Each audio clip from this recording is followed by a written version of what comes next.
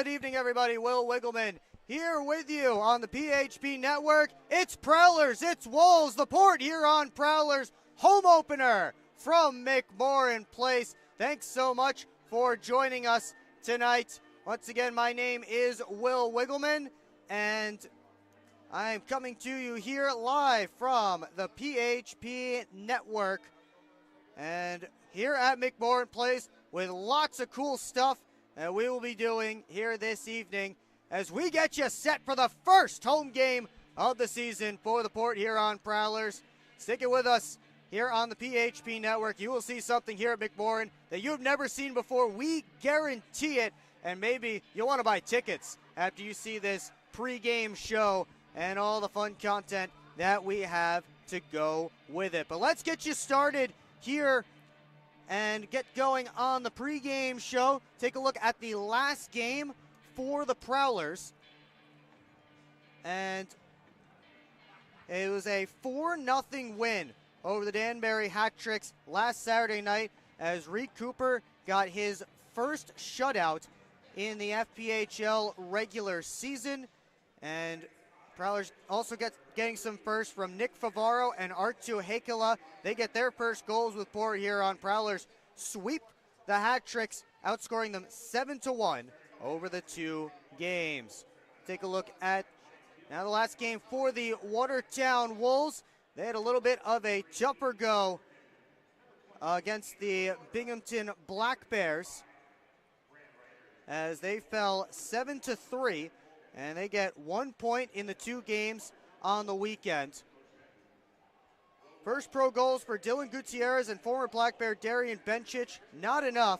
The Wolves continue to search for their first win. Get the standings here in the Empire Division as the Prowlers and Topeka Scarecrows sit up top. They are 2-0 on the season. Black Bears also undefeated, but with the one non-regulation win, they sit in third with 5 points. These Wolves, with 1 point, get in fourth. Hat-Tricks and Sentinels still looking for their first victories. And the Blue Ridge Bobcats begin their season tonight. And they will be the final team to begin play in the Empire Division. Let me take a look at some players to watch here. We start with Stephen Klink for the Watertown Wolves.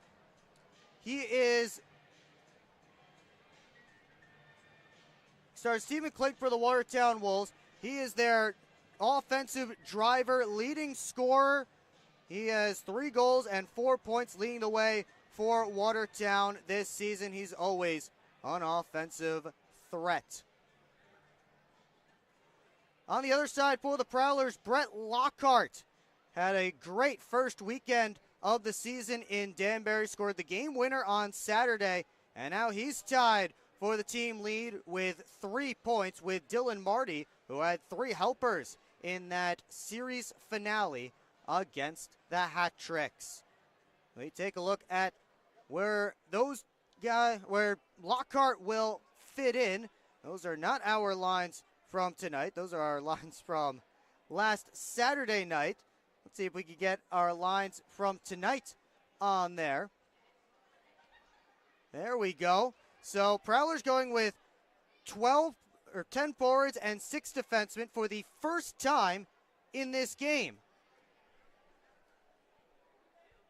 As they continue with the top line of Matt Graham, Lucas Lockney, and Reggie Millette.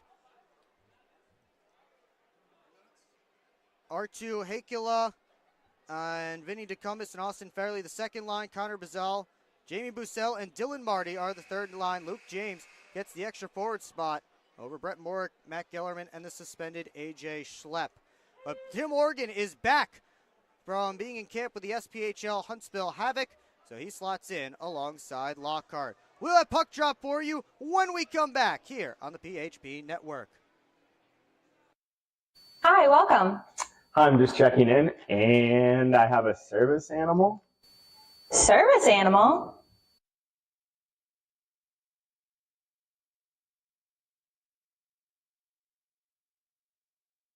Do you have anything on the ground floor so I can let him out at night? Keep up with your Prowlers all season long on social media. Follow us on Facebook at the Port Huron Prowlers, Instagram at PH Prowlers, and Twitter at PH Prowlers.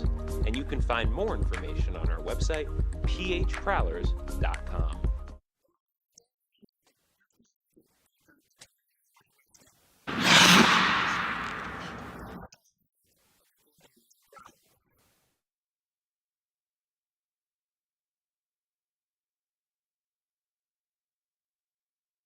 Back here in Port Huron, the show is just getting underway as we get set for the Prowlers and the Watertown Wolves. Let's take you in the arena, give you a little piece of the action.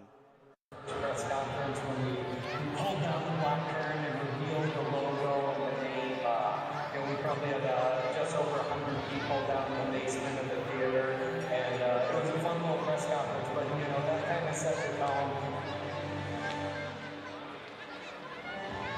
So yeah, in 2016, just got done playing junior, came home. Some of my buddies wanted to go watch the game. We somehow actually got tickets, it was sold out. I remember there being people sitting in on like the stairs and rows. I was kind of like, not a fan, but just watching it as like a potential, like this would be what I was doing. But halfway through the game, I felt that I got into the game, like became a fan, like got into the action. Game was pretty quick, loud, the loudest I've ever heard, like it was awesome. Yeah, it was just a very exciting atmosphere, and yeah, when I actually won, like the building like erupted.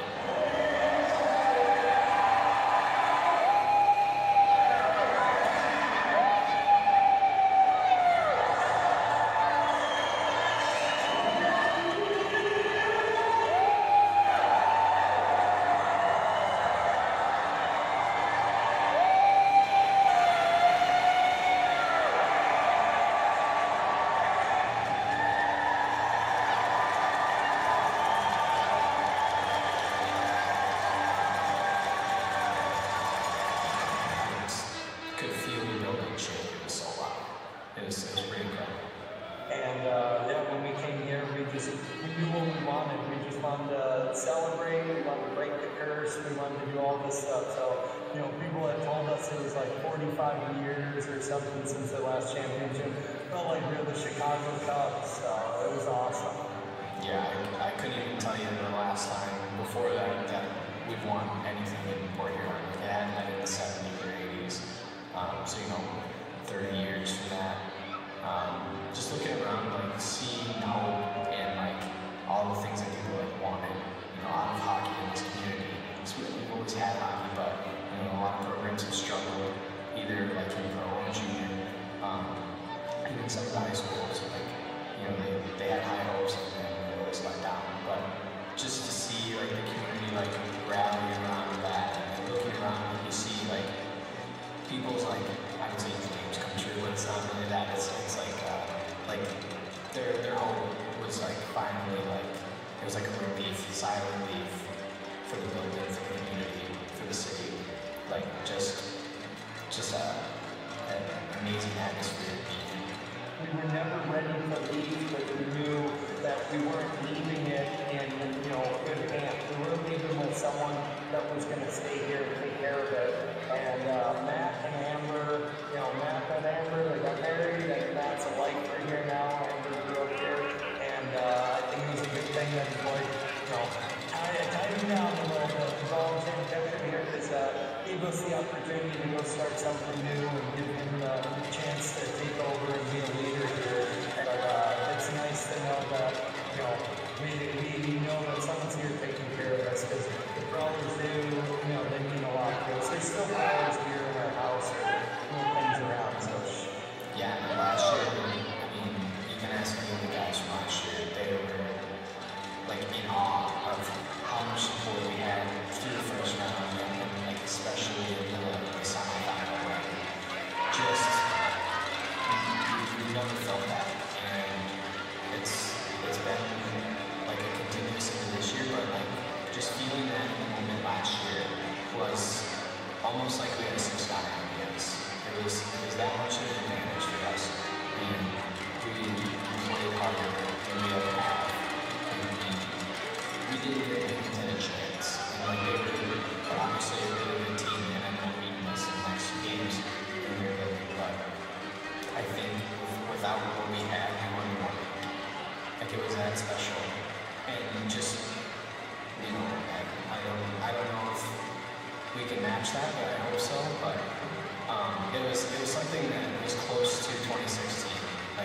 like I said, it was a great day.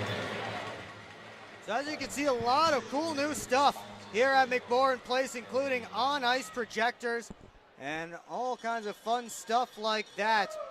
You want to be here at McMorran Place, and you can get your tickets at phprowlers.com/tickets for an upcoming game. But this is the place to be on a Friday and Saturday night. As we get our show going, we'll take you back inside the arena for the rest of the pregame ceremonies.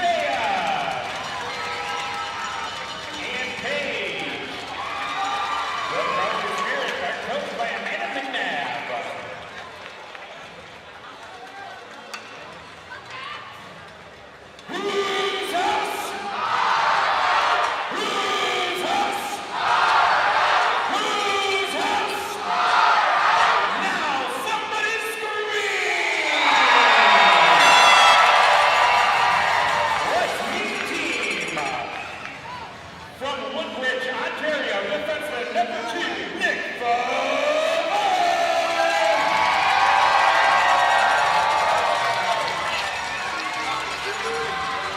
From Phoenix, Arizona, defenseman and alternate captain number 13, Ben Brockway.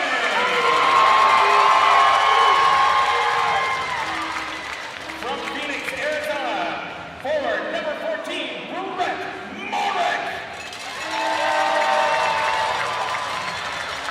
From Shrewsbury, Massachusetts, defenseman number 16, Brian Person.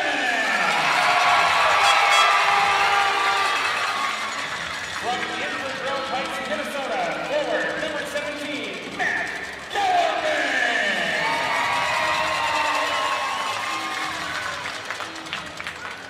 From Green Creek, Massachusetts, defenseman number 18, Brett Lockhart.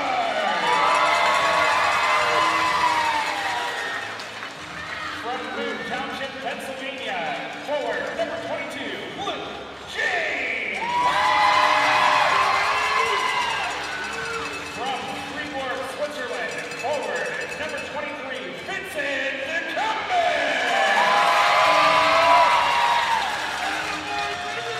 From Watertown, South Dakota, defenseman number 25, Alex Johnson.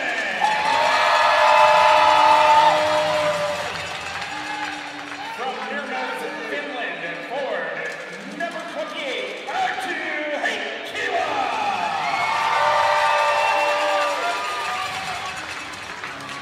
From East Amherst, New York, goaltender number 31, Riley Moyer.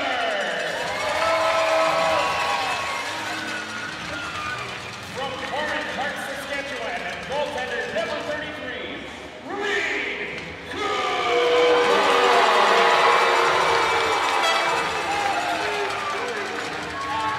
From Montgomery, Minnesota, goaltender number 39, Bailey Hoover.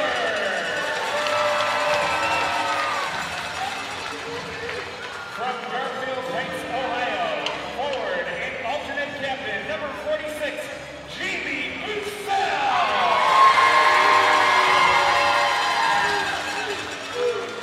From Rancho Cucamonga, California, forward number 51, Matt Graham.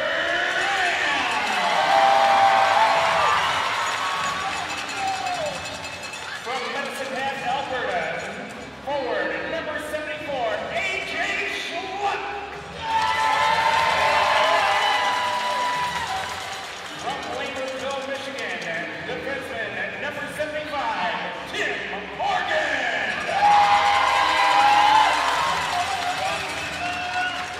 From Bratislava, Slovakia, forward number 77, Lucas Watney. From Jacksonville, Florida, forward number 79, Reggie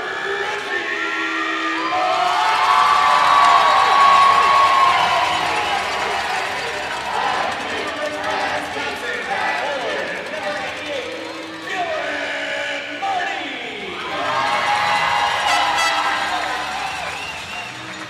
From Elk River, Minnesota, forward number 91, Connor Bissell.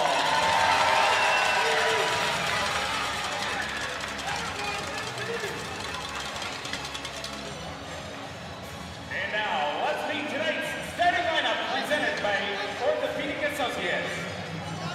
At forward, number 51, Matt Graham.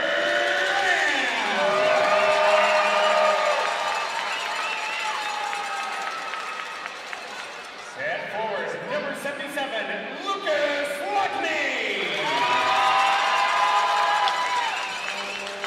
At forward, number 79, Reggie Millett. On defense, number 2, Nick Foe. On defense, number 25, Alex Johnson. In goal, number 33, Reed Cooper. Head coach of head coach Chris Pollan and assistant coach Alex Johnson. Athletic trainer Bridget Smith, presented by Port Huron Internal Medicine Associates. Equipment managers Brian Larson and Ken Falk.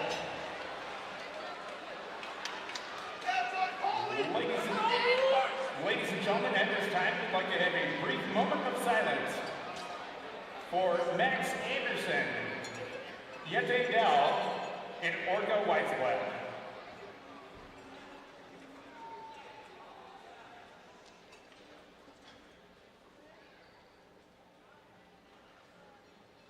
Thank you. Ladies and gentlemen, please rise, and gentlemen, may we suggest removing your caps as we honor America and salute the men and women serving our country with the singing of our national anthem, sponsored by Duraclean by Mike Batchelor. We remind all members of the armed forces and veterans who are present but not in uniform that you may render the military salute. Ladies and gentlemen, please give a special welcome to the official voice of the Port Huron Prowlers, Sarah Deck.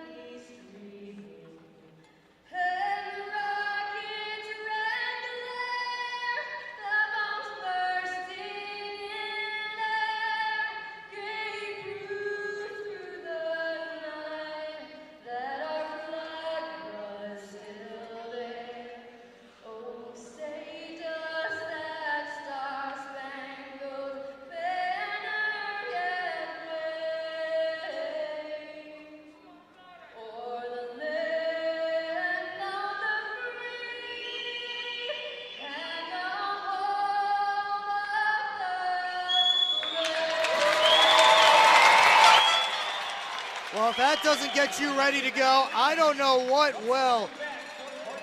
What a show here at McMorran Place, and we're still waiting for the puck to drop.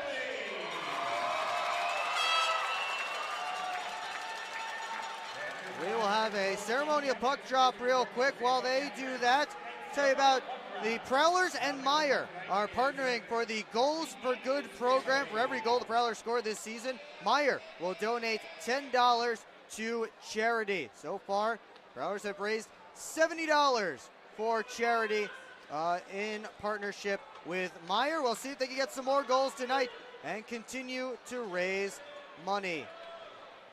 Let's take a look at tonight's starting lineup for the Prowlers. In case you missed it, let's take a look at tonight's starting lineup for the Prowlers. In case you missed it, we have the top line, Lucas Lockney, Matt Graham, and Reggie Millette up front. Deep pairing, Alex Johnson and Nick Favaro. And the goaltender tonight, of course, Reed Cooper. And that takes us into our starting goaltending matchup. It will be Reed Cooper and Brendan Colgan. Cooper, of course, 2-0 last weekend, making 85 of 86 saves in Danbury. The only FPHL goaltender with a shutout so far this season.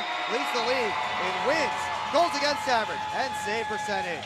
Colgan fought admirably in the shootout loss to the Binghamton Black Bears with over 50 saves in that game. Ended up taking the loss.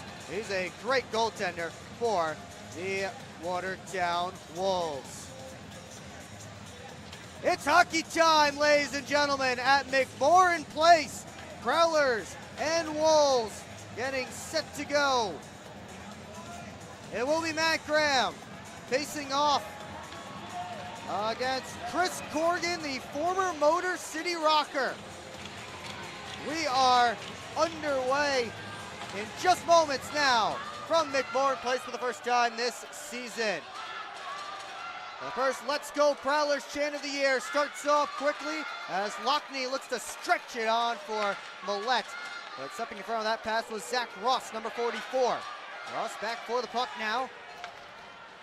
Bounce it up the boards. Lockney intercepts at center. And then Ross gloves down a chip attempt. Ross couldn't get a shot away. And then fanning on it there was Andrew Uturo. Ross able to get back on net, but Reed Cooper has his first save of the night. 30 seconds gone in this one. Crowd already rowdy.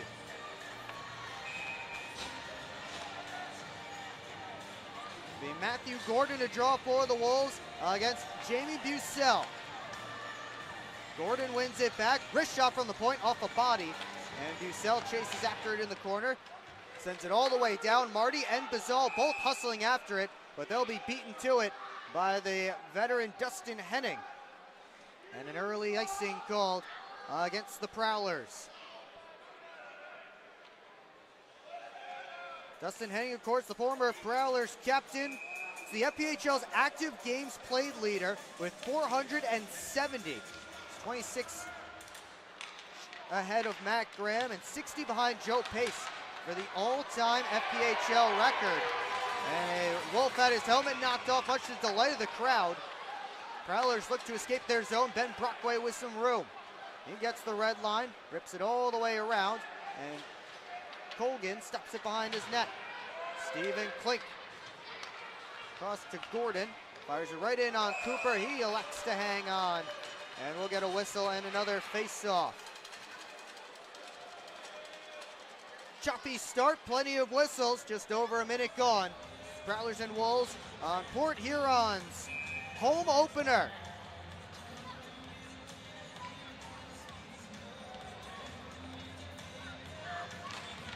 Vinny DeCumbus able to win that face-off back to Brett Lockhart. Artu Hakula playing his first game at McMorran Place, dumps it in off the back wall. Hakula after it with Dylan Gutierrez. Wolves get it nearly to the red line, but not all the way, and that's an icing. Getting back there to get the icing call for the Prowlers, Tim Organ, number 75. He was in camp with Huntsville in the SPHL as Organ and Lockhart head off to the bench. But he came back this week, had an assist in 5 games with the Prowlers as a collegiate signing out of Trine University last season, 2 assists in 6 playoff games. Prowlers certainly happy to have him back. They give him a top 4 role. Here's a chance for Watertown. Centering feed, and over skating it was Mishkin. Millette dumped by Mishkin along the boards. Now it's sent over towards Filipov. Johnson able to chop it out, but hit somebody on the Prowler bench. We got a face-off deep in Port Huron territory.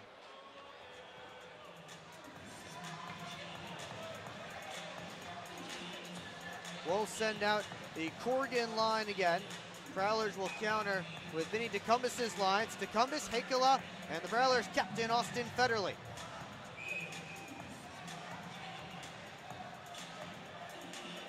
Looks like we'll try again between DeCumbus and Corrigan.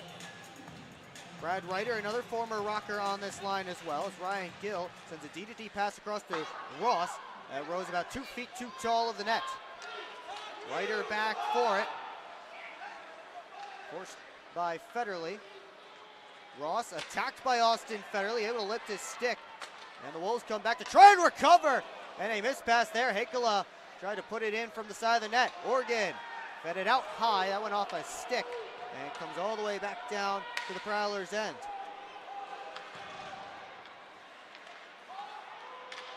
Lockhart will chase after it once more. Up the right wing side to Oregon.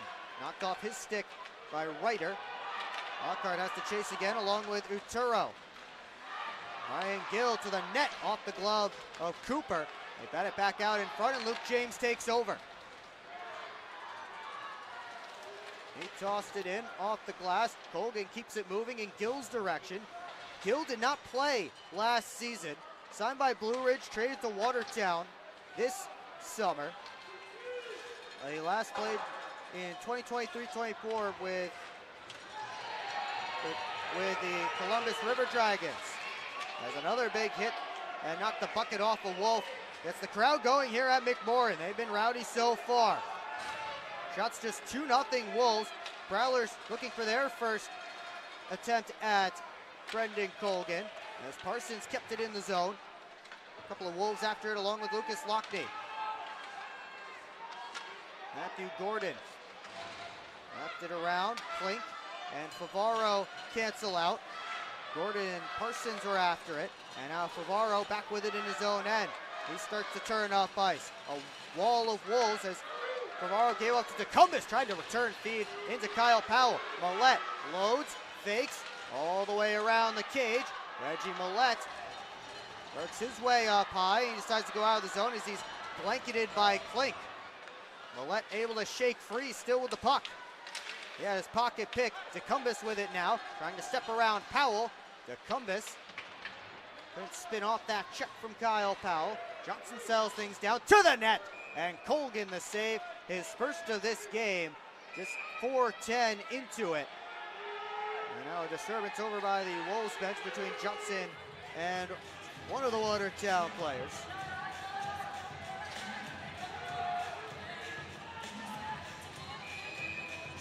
And an offensive zone face-off here for the Prowlers, after again their first shot of this hockey game. Columbus's line staying out. The face-off won back by Michigan. Gill wraps it all the way around. Sent up. Now Michigan right to center. And it was knocked away from its intended target, Bencic. Now DeCumbus with a steal. He shoots, and a save by Colgan. And he'll hang on.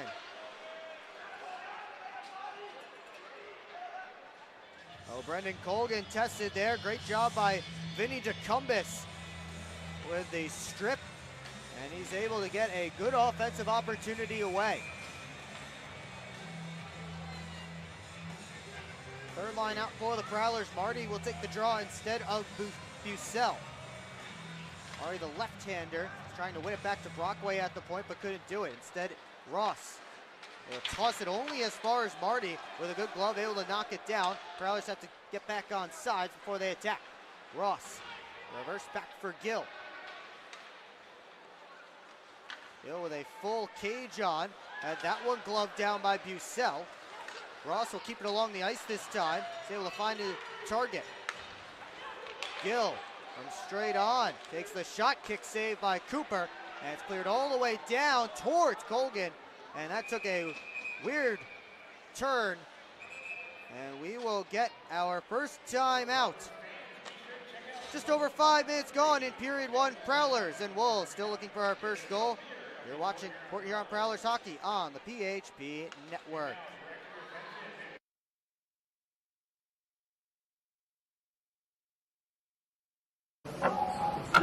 This isn't working. LJ, pass me those flyers. No look behind the back pass. It's a hope play. LJ, come on. Gap up. Close the gap. Close the gap. What are we saying? This isn't working. We need a shift change. Let's bring in the professionals.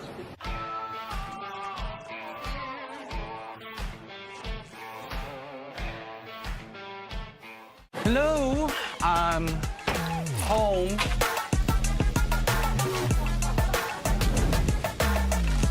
There he is.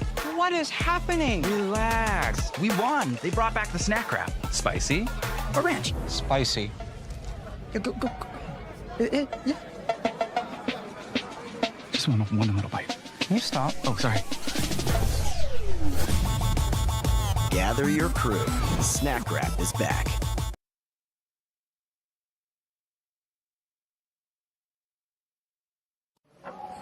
Back here this isn't working. Okay, pass me those flyers. The Prowlers and the no look behind the back pass. It's a hope play. LJ, come on. Step up, close the gap, close the. We'll have a face-off deep in Reed Cooper's end between Chris Corrigan and Jamie Bucell. Bucell won it back. Brockway tied up with a couple of Wolves. Bucell comes in to help. Now Parsons also in to join the party as the puck pinned up along that near side corner. Paul Jean, the referee, has seen enough. And he'll blow it dead. We'll get another whistle and another face-off. Referees tonight are Paul Jean and Jonathan Paradise, the linesmen Colin Pons and Brandon Batens.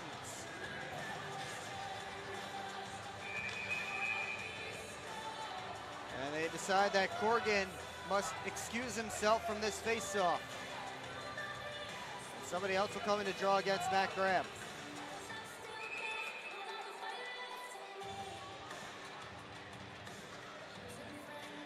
It'll be Uturo instead. Tried to win it forward. Favaro got there first. He'll smack it around in Millet's direction. Back this side. Favaro got a touch on it. Henning pinches in, working against Lockney. Corrigan able to force it back down deep. Johnson, right out to Graham.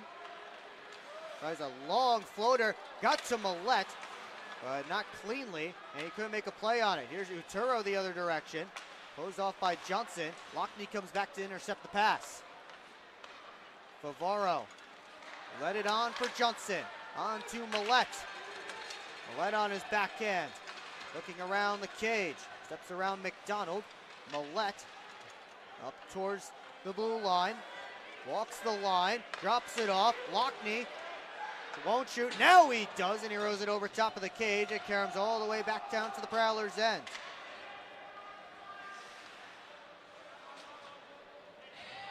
Oregon fresh off the bench.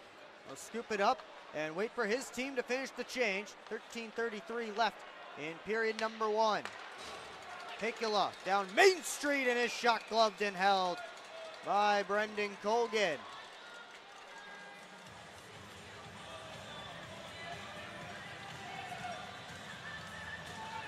Shots now tied up at 3 apiece, still searching for our first goal at McMorran Place on opening night. See plenty of people here, and hopefully more. We find out what kind of a great show we have here with all of our new technology. As Oregon sends it up the boards, Hikula tied up with Gordon. Picked up by Chase Tabari up top. He steps down the slot, hands it off. Gutierrez steps in, missed the net. Fed back out in front, right into Federley. He has some time and space to work. Fairly nice inside-out move. Goes off to the left wing side, but Oregon couldn't bring it in cleanly. Lockhart chips it to himself. Tries to chip it back to himself again. Tabari won the race that time. Lockhart hassling Chase Tabari. And he gets back to his defensive position. Lockhart heads off. As Klink touched it on. Now Bucell trying to dump it deep for the Prowlers. Marty chips it by one man. Marty around towards Bucell. Up high, Brockway, let it go. That changed direction. Bucell scoops it up. To the point, Parsons sent it through. That just missed wide. Brockway to the net, pinballing in the crease. Colgan poked at it. Bucell gets his man down to the ice. Now Kyle Powell drops it off for Gutierrez. Lead pass looking for Filipov. Parsons right there. Now Lockney with Graham going to that. Lockney's shot stopped by Colgan. Chipped around.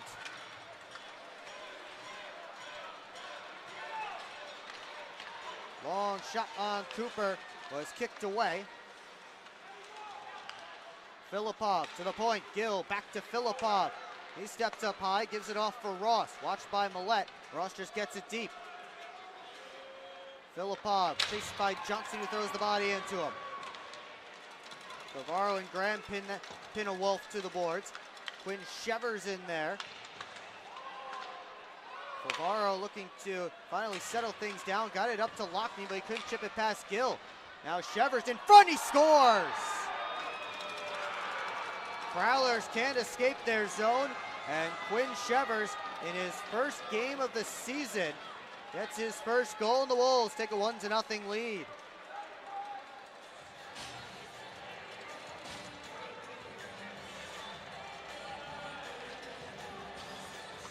Shevers, who split last year between the Venom and the Wolves, gets the first goal of this game.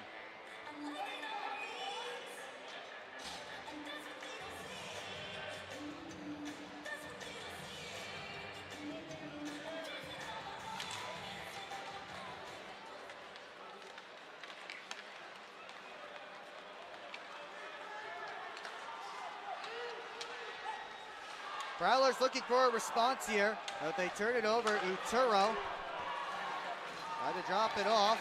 McDonald fires it in on Cooper. He gloves it and drops it. Organ trying to spin away. Uturo stole it, put it out in front, looking for Corgan just out of his reach. Wolves all over the Prowlers right now as Uturo cycles it down low. Organ trying to interrupt, and he does, but Oregon's tripped up, looking for a penalty he won't get. Lockhart for Hakula. He'll try to escape the zone. He gets it off for Luke James, 1-on-2. James fires it in and heads off board. Change. Bazal, fresh off the bench, scoops it up on the near side board, but he ran into a couple of Wolves. Brockway gloves it down at the line, gets it back deep. Marty and McDonald after it. Marty wins the race, has Bazal in front. Bazal back past Bucell! And it rolls in!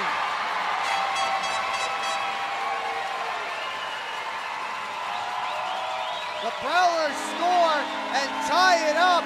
Bucell at the side of the crease.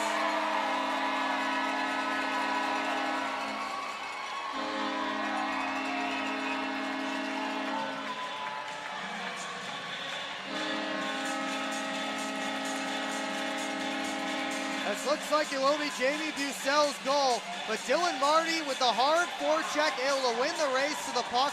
Got it to Bazal, who dropped it back for Bucell, and then hard work in front, able to just will it over the line.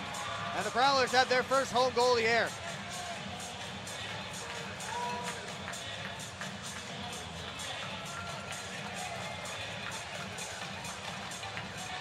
And now you get our first sound of the new goal horn here at McMorran Place. A real goal horn, 6 big horns over on the west end, just above the shot clock here at McMorran Place.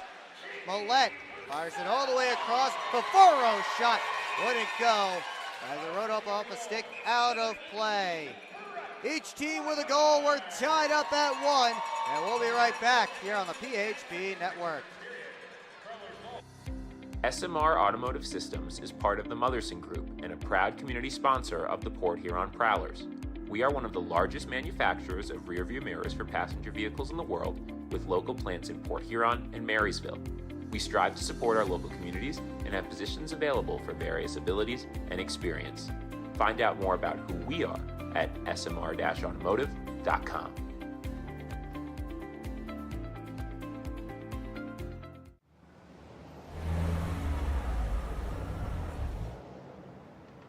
Hey guys, what's going on? Hi guys, we just stopped at Industrial Park Marathon to get some fuel and some snacks before the Prowlers game at McMorran. Nice. Yeah, we just stopped by here at Industrial Park Marathon so I can get a Slurpee before the game. Wait till after the game. If the Prowlers score 3 or more goals, Slurpees will be free. Thanks for the info. I'm going to get my Slurpee after, but we'll see you at the Prowlers game. See you at the game. Go Prowlers! Back here at McMorran Place, we take a look at our washed-up player of the game, Kyle Powell. For the Watertown Wolves, the veteran is tonight's washed-up player of the game, presented by Chippewa Laundromat. Chippewa Laundromat, Port Huron's only multi-generational laundromat. 9:43 left to go in period 1. Prowlers and Wolves knotted up at a goal apiece. Quinn Shevers for Watertown, Jamie Bucell for Port Huron, the goal scorers so far. As Brett Lockhart got credited with an assist on Bucel's goal. Favaro tried to find Johnson seeking towards the net. Wolves look to counter. The pass is off the skate of its intended target to Bari. Now Lockney steps over the line. Off to Favaro. Spins around Powell. Gets a shot away, and Colgan got a piece. Millette back towards the net. Missed wide. Comes all the way to Johnson at the line. Lockney gets to his forehand. Fired it through. Save Colgan. Left the rebound. Delayed penalty was coming up against the Wolves. And we will have our first power play of the game, and it will belong to the Port Huron Prowlers. We'll see who goes to the box. And it looks like it is Stephen Klink, number 22.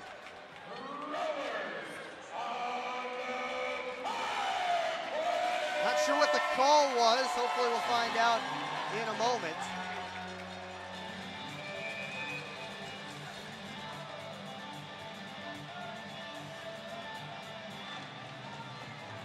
The Prowlers' first power play of this game gets underway. They have that second unit out there that scored twice on Saturday.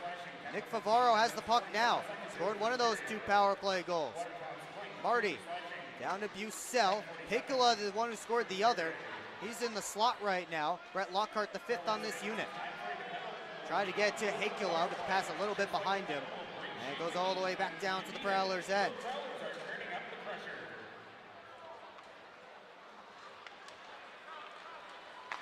Lockhart, rink-wide feed for Marty. Steps over the line.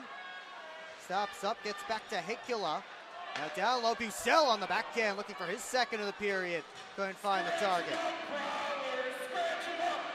Hakula for Lockhart. Steps to the top.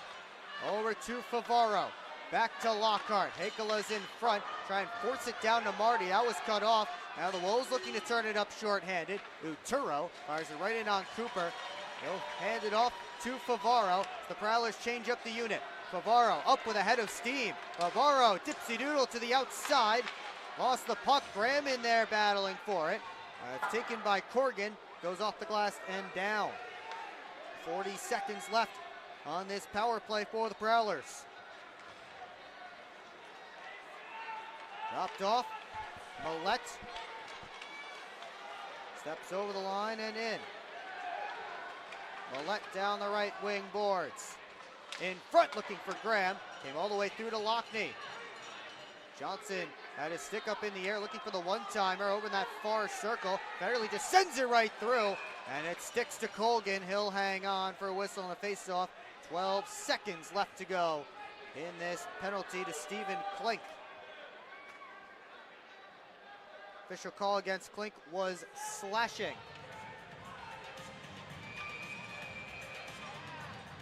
Top unit stays out for the Prowlers for the final seconds of the man advantage.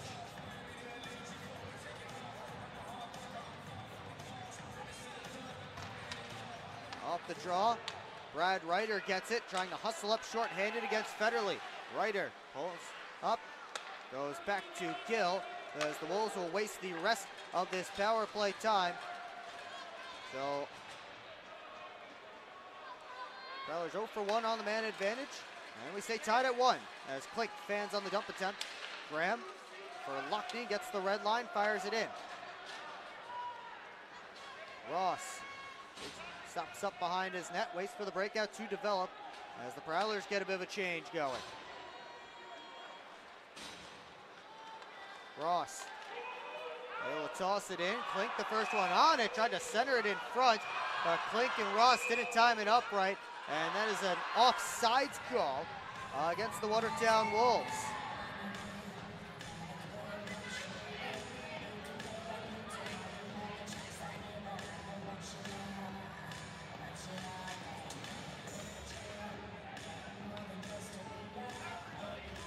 We got a face-off just outside of Prowler territory. 6:42 left to go in period 1. Shots 9-6 in favor of the Prowlers.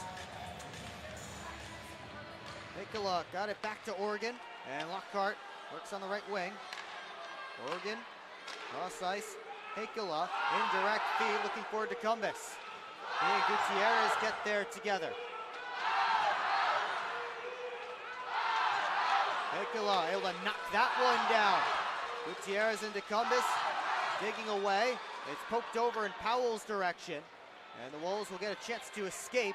But they try the home run feed to Tabari, doesn't work, and that results in an icing and another offensive zone faceoff coming for the Port Huron Prowlers.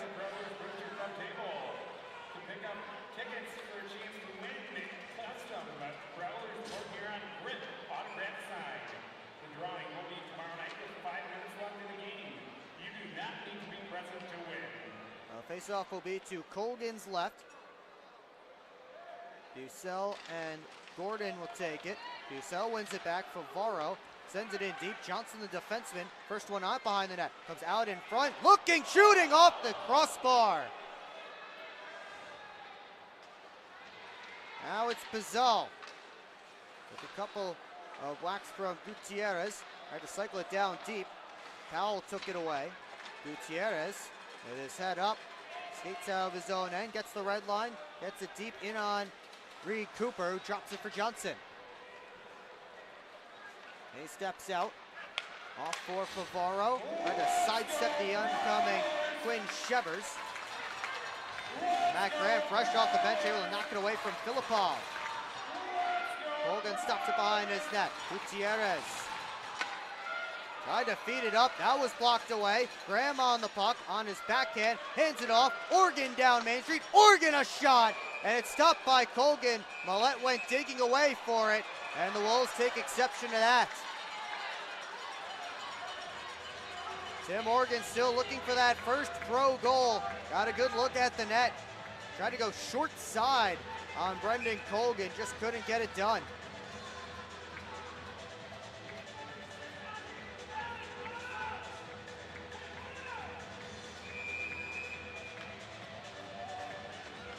Another face-off in Colgan's end. Slow start for the Prowlers, but they've picked it up over the last few minutes, especially after scoring that game-tying goal.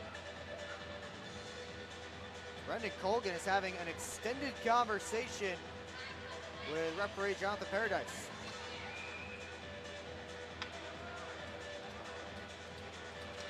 Graham wins the face-off back. A drive by Oregon right off the draw. Kick save by Colgan. Graham trying to push his way out in front. Puck's in his skates. Shevers able to find it. Got to Filipov. Loose biscuit. Millette able to lift Shevers' stick. Wrap it all the way around to the far side. Only Watertown players there, though.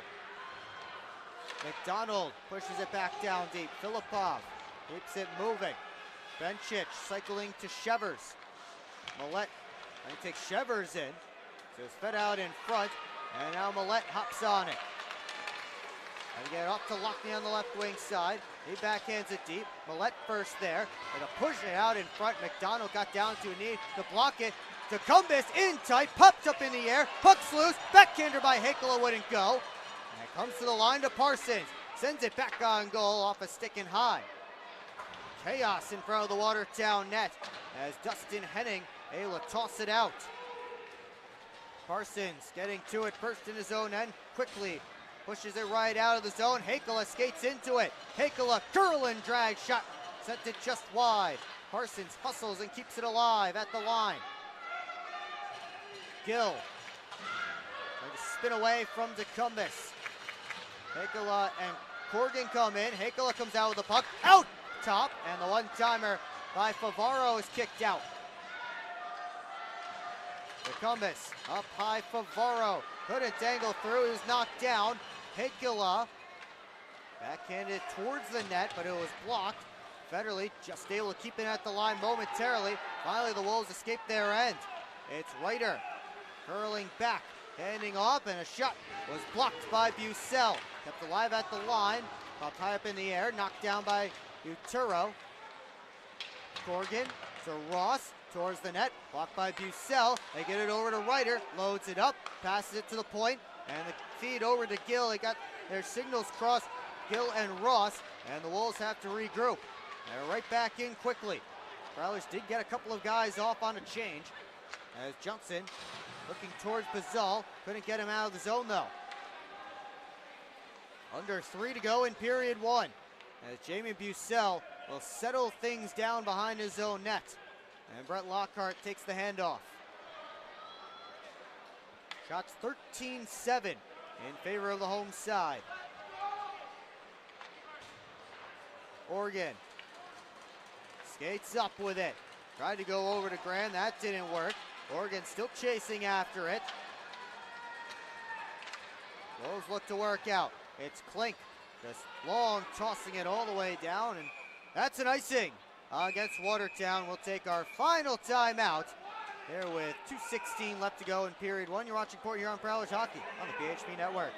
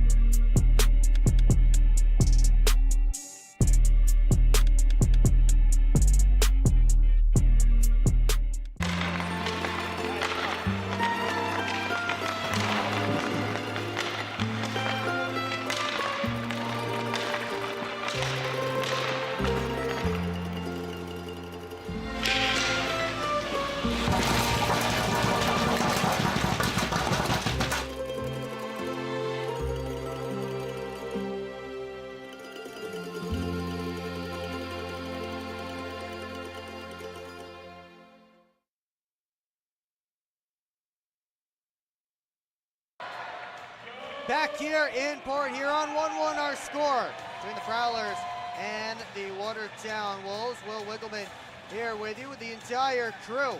Very excited to bring you this one here tonight.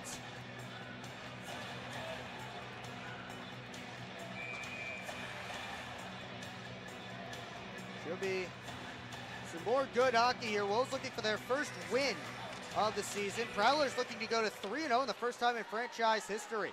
Here's Oregon, couldn't get it to the front of the net, and up comes Klink the other way. Klink passes it off. They send it all the way across. Gutierrez sneaking in. Cooper shouldered it away. Lockhart looking towards Lockney. They couldn't connect, so slide all the way down, but icing waved off, so Powell has to play it with the oncoming Lockney. Gordon able to chop it just past Graham. Lockney got there first, though. Parsons to the net, juggled and held by Colgan. Well, stick around for the first intermission report here on the PHP Network. We will have a sneak peek of some in-arena content. Check out some storylines from around the FPHL, out-of-town scores, and more. It's all coming your way.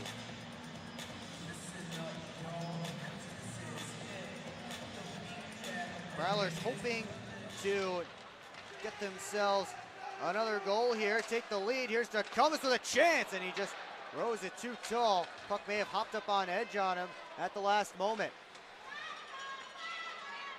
We'll also hear, hopefully, from, as Cummins got a shot on net, hopefully we'll hear from Molly Urquhart, who will have a player for a walk-off interview at the end of this period.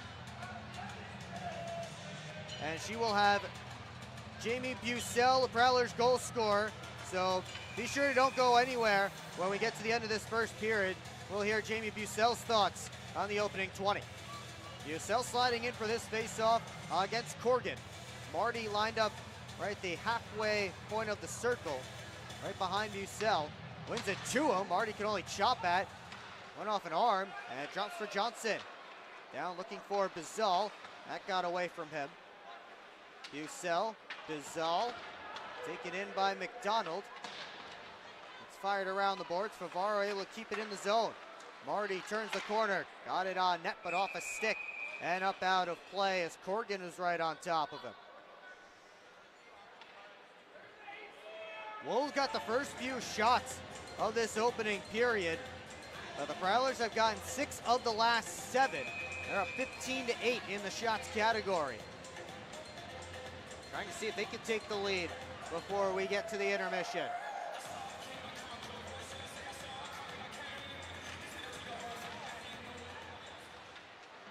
Hicula Able to push it to the top. Brockway sent it through off a body. Pinballs, and it's knocked out of the air by Ryder with a baseball swing. Federle went off the glass. It finally landed in the Wolves' end and died just short of the icing line. We're into the final minute of play in period 1. Ross hanging up behind his own net. Able to step ahead. Watched by Federle up to the right wing side. Gill all the way around. Pitchforked along by Parsons. Got caught up into Cumbus and a Wolf he was battling. That was Corgan. Now Gill and Lockney get there together.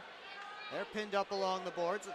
Brockway, Uturo, and Parsons in there as well. Parsons and Uturo continue to battle behind the play.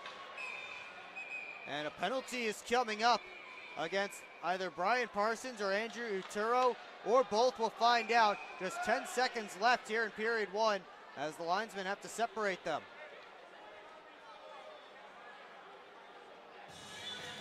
Looks like Brian Parsons the only one going to the penalty box. So the Wolves will get on their first power play of this game.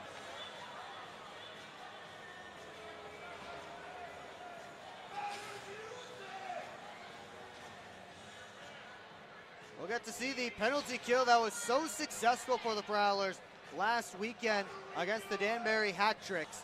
As Parsons goes in for roughing. The PK, it's only 4th in the league, but it is 95.8% right now. Obviously, early returns here in this young FPHL season as Cooper makes a couple of saves at the side of the net.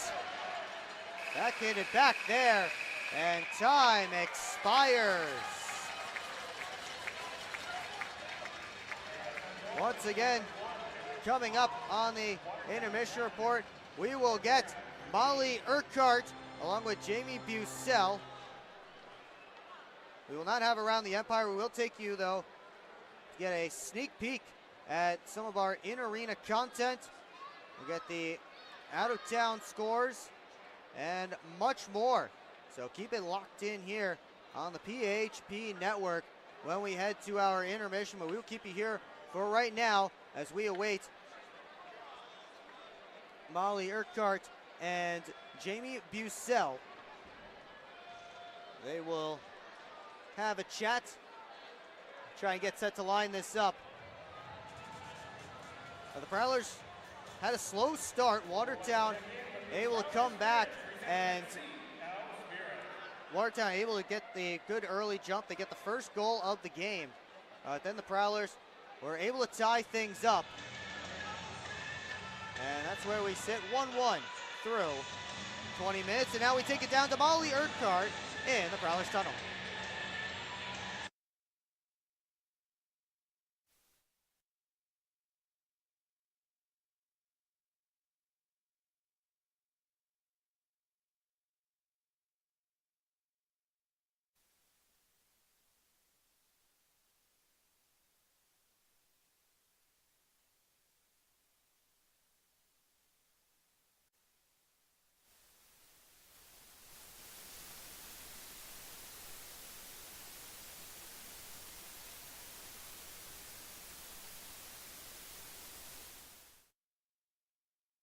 Thank you, Molly.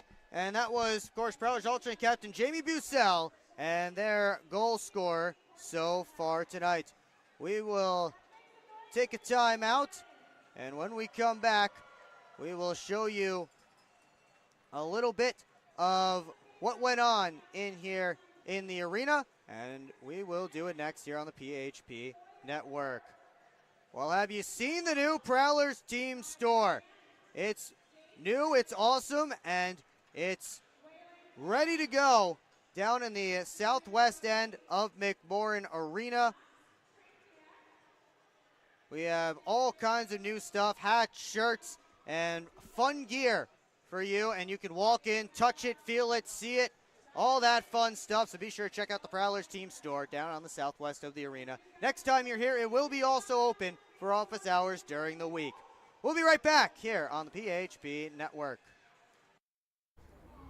Yeah, I don't know about this one, fellas. Boys, we don't overcome adversity by backing down.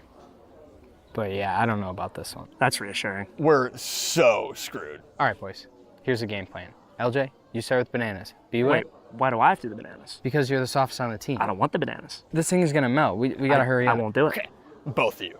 I will do the bananas and the whipped cream. Fets, please continue. Who's paying for this anyway? I am. I just bought my tickets for the Prowlers game this weekend, and the Milk House gave me 25% off my order. Fets, why'd you buy the tickets? You're literally on the team. For the discount. So are you all ready to give it a try? Oh, we're ready. It's true. Get 25% off your entire order at the Milk House, October through April. Simply show your ticket stubs at checkout and enjoy your discounted treat. What's more authentic than a Hungry Howie's Detroit-style pizza? Nothing. We're not playing around with the pizza of our birthplace. Thick crust, cheese to the edge, sauce on the top. Where it belongs. We've seen a lot of fakes out there. Not here. This is authentic Detroit-style pizza. Order yours now online for $12.99. We sauce the top and rep for the 313 everywhere. We do bold. Hungry Howie's.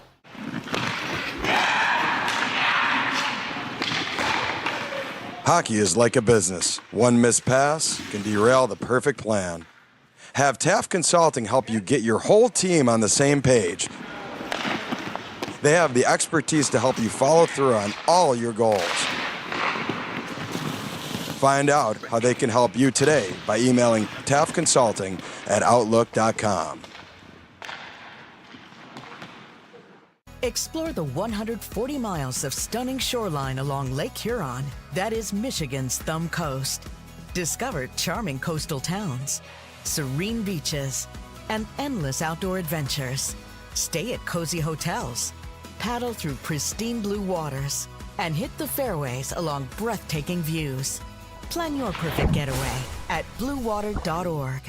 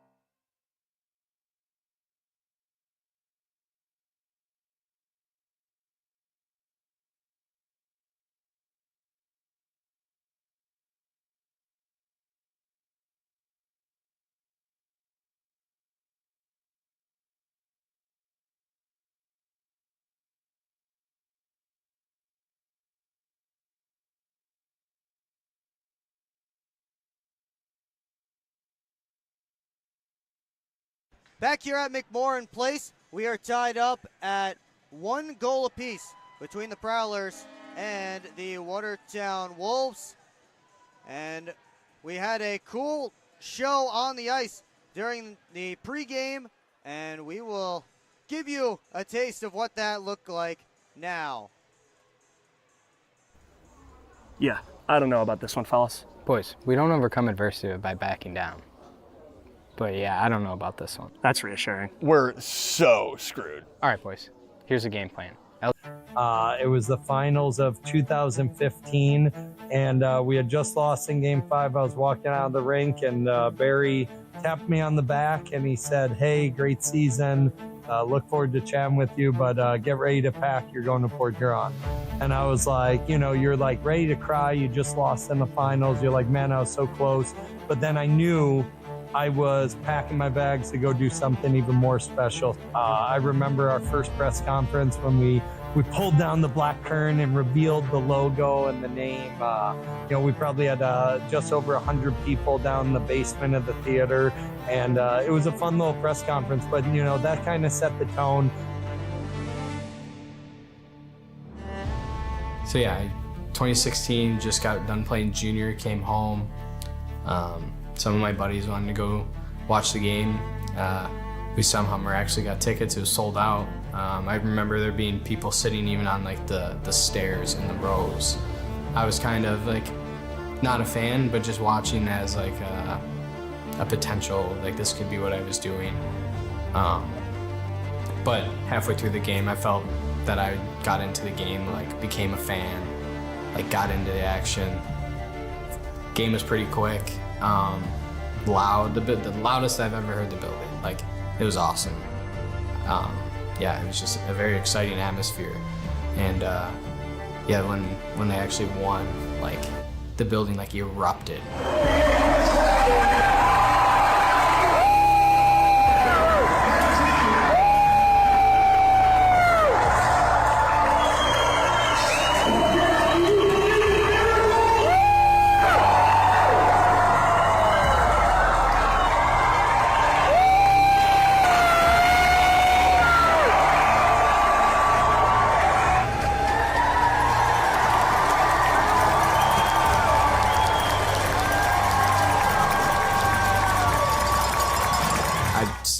Could feel the building shake. It was so loud.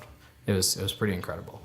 And yeah, when we came here, we knew what we wanted. We just wanted to celebrate. We wanted to break the curse. We wanted to do all this stuff. So, you know, people had told us it was like 45 years or something since the last championship.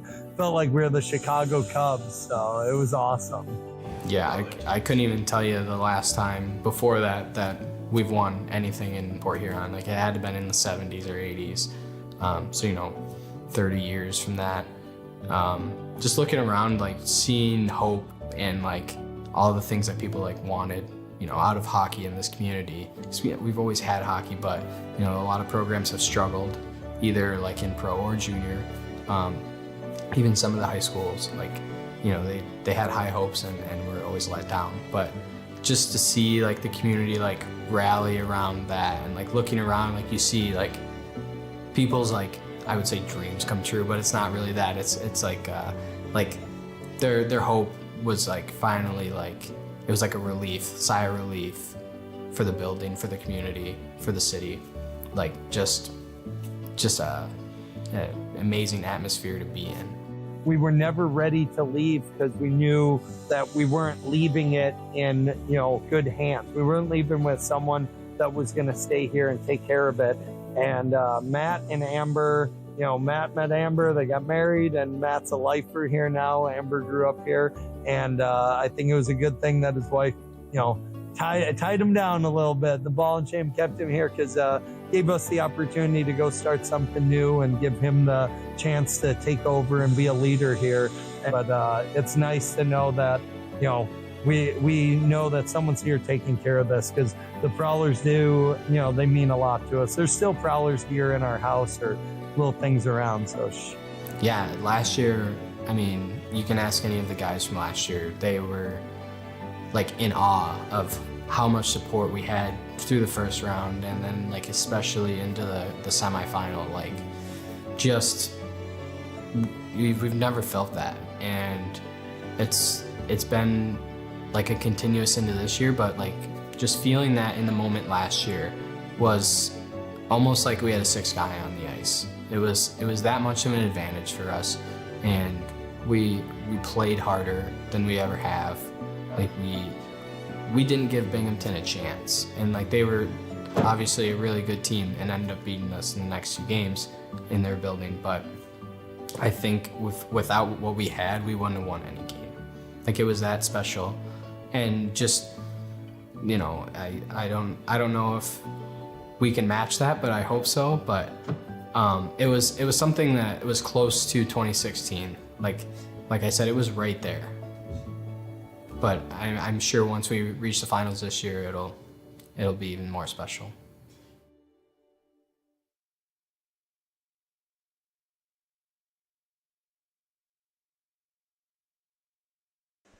What a great show that fans got to see on the ice here at McMorran Place. And you see everyone having a good time there in the stands as the Prowlers and the Wolves are in the locker rooms getting set for period number 2. We'll have much more when we come back here on the PHP Network.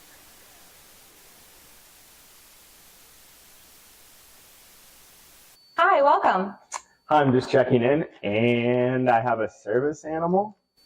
Service animal?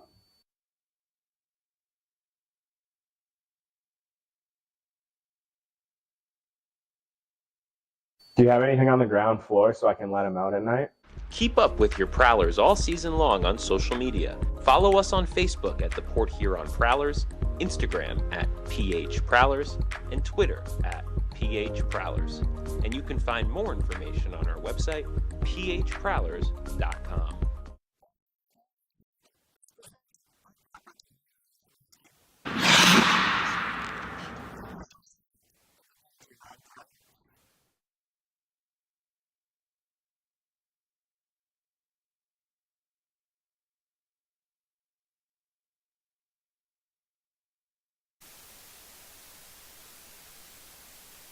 Back here in Port Huron, 1-1 our score as we continue on in the second intermission report.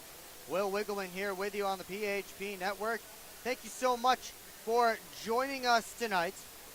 And before we get to period number 2, let's take a look at some storylines from around the FPHL this week. And we start with a suspension-heavy first weekend in the FPHL. 15 total games of suspensions handed out by player safety on opening weekend. And the hat tricks, who the Prowlers visited last weekend, accounted for more than half of those suspensions.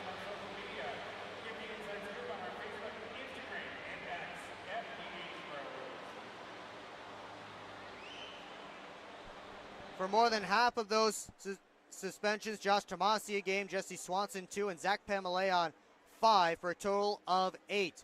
Others, Topeka's Justin Schmidt getting a game, Indiana's Lester Brown, Nico Riemann, and J.D. Anderson get 1 apiece. Port Huron's A.J. Schlepp, of course, getting 1, and Monroe's Tucker Scandalberry, but his suspension reduced from 2 games to 1 after appeal. Yaroslav Yevdokimov has signed with the Biloxi Breakers. He led the FPHL in goals with 52 in 50 games for the Mississippi Seawolves back in the 2022-23 season. His only stint in the FPHL. He's been in the ECHL and the SPHL since then, but he's back on the Gulf Coast with Biloxi. The Binghamton Black Bears took a couple of hits last weekend against the Watertown Wolves. Tyson Kirkby, their captain, scored a hat trick on Friday, but then was injured on a hit later in the game. He is on 15-day IR. So is Nick Swain. Both will be evaluated over the next 2 weeks. Those are your storylines from around the league. And we will keep it around the league. In just a moment, should be able to get to our out-of-town scores. Hopefully, as unfortunately all of our great new technology is not working as intended. So we will just tell you the out-of-town scores. Oh, there we go. Now we can get it up. Should be able to get our out-of-town scoreboard up here for you. There we go. So we start with the hat tricks and the Black Bears. It is 3-2 in favor of Binghamton. That one playing in the second period. We have goals from Cam Clark, Ivan Bondarenko, 2 from Bondarenko for the Black Bears. Jordan Crom with the newest hat tricks has a goal for Danbury, as does Johnny Ruiz.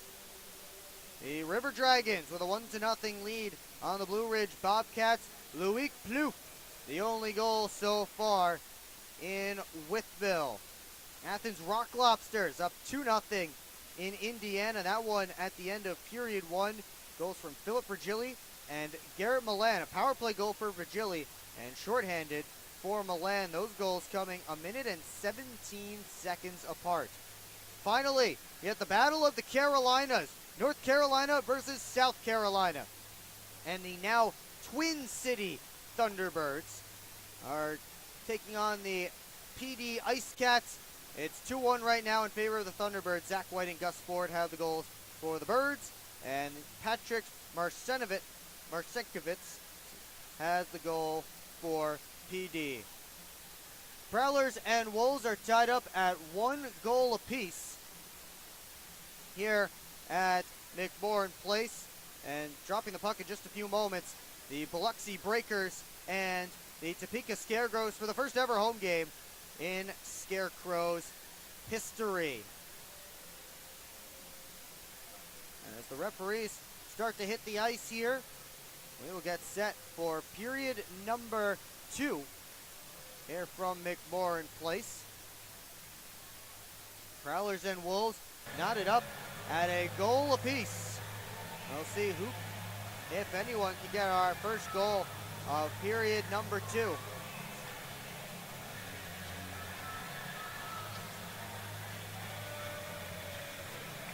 As the Wolves hit the ice, Prowlers will be hitting the ice next. Of course, Watertown, a minute and 50 seconds of power play time to start with for the Hungry Howies' second period.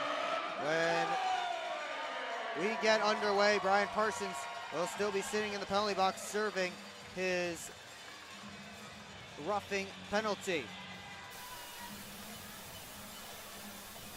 Reed Cooper getting set down in the goal crease, 2 hour left. He made 9 saves on 10 Wolves shots. Meanwhile, Brendan Colgan down the goal crease, 2 hour right, 14 saves on 15 Prowler shots. Again, Watertown will send out the power play unit to begin period number 2. We'll see who the Prowlers decide to send out to kill, as Parsons is having an extended conversation with Paula Jean, the referee, before stepping back into the box. Take a look at the Prowlers bench. Tim Morgan, Brett Lockhart, the second pairing tonight for the Prowlers. Both came to Port Huron as collegiate signings. Lockhart in 2024, Tim Morgan in 2025, just this past April. And they are together as pair number 2. Brian Parsons still with time to work with in that penalty box on the home side. Matt Graham and Andrew Urturo will take the face-off. It'll be Urturo, Dabari, Klink, Gill, and looks like Filipov, the 5th on this power play unit for the Wolves. Prowlers starting with Graham, Hakela, Johnson, and Favaro. As Paul Jean, the head referee in the FPHL, is having a long discussion with Prowlers head coach Matt Graham and assistant coach Alex Johnson. Not sure what about that conversation continuing and delaying the start of this hockey game, start of period number 2. And finally, we are all set to go on Paul Jean's mark.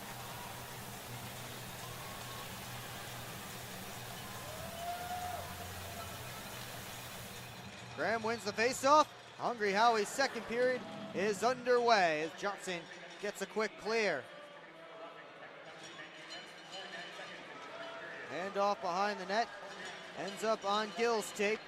He'll give it to Klink, who fires up ice. Stephen Klink weaves in, drags, pass across, and a great save by Cooper. Klink works around up top. Fanned on the shot. Graham able to take it away, but Michigan keeps it alive. Gill at the line. Watched by Graham as the Wolves set up.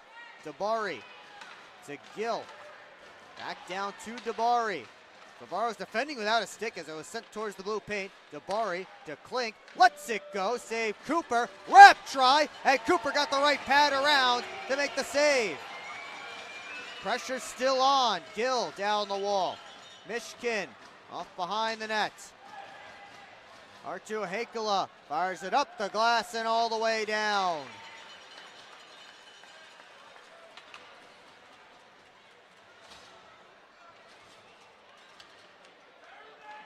Kyle Powell fresh off the bench.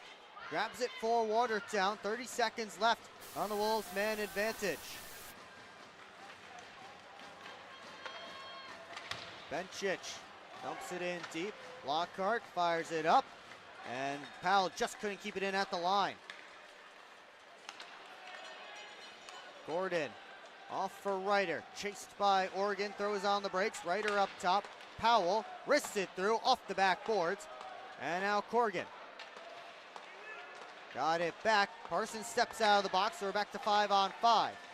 Ryder Pushed into the wall. Coming out with it is Bencic. Up high looking for Powell. That exploded off his stick. Prowlers need a change. Ryder looking over his shoulder. Soft pass up to Bencic. Didn't get to him cleanly, and Oregon gets it back deep in Watertown territory. Marty finishes his check on Ryder. Heikkila throws a hit. It's from behind. Delayed penalty coming up against the Prowlers. Wolves empty their net for the extra attacker. Heikkila touches up. He'll be the one heading to the penalty box. So the Prowlers PK right back to work here. Early on in period 2.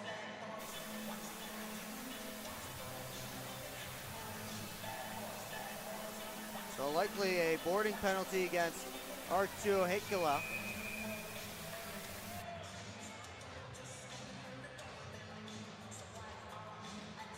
Cross-checking actually the call.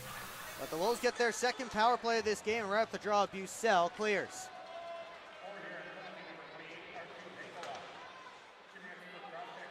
Dobari gets to it.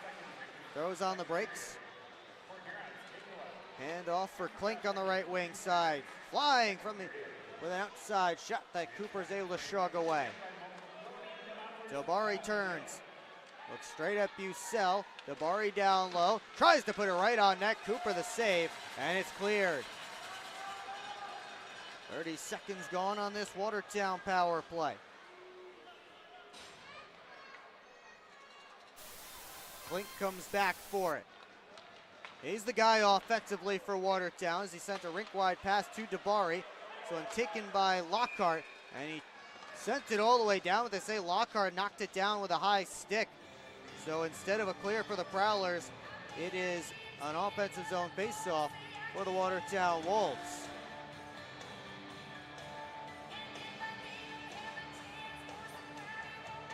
Minute 10 left to go on the power play for the Wolves as Luke James steps in to draw against Chris Corrigan. James won it back, but false start will try again.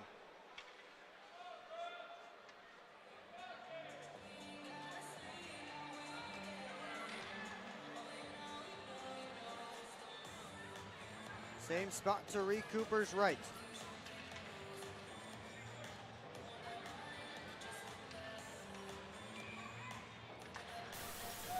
Comes to the wall, right back to Cooper, and we will have another face-off in that same spot. Wolves up 6-0 on shots in this period. 16-15 now for the game as they just take the lead. Prowlers will send out a new 4 to kill.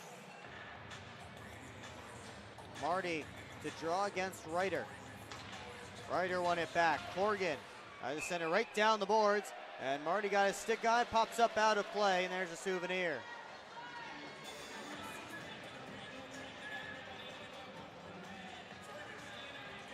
How about a fourth face-off in short order down on that side?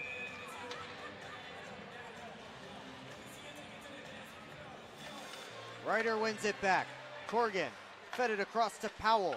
On goal, deflected, they score on the rebound.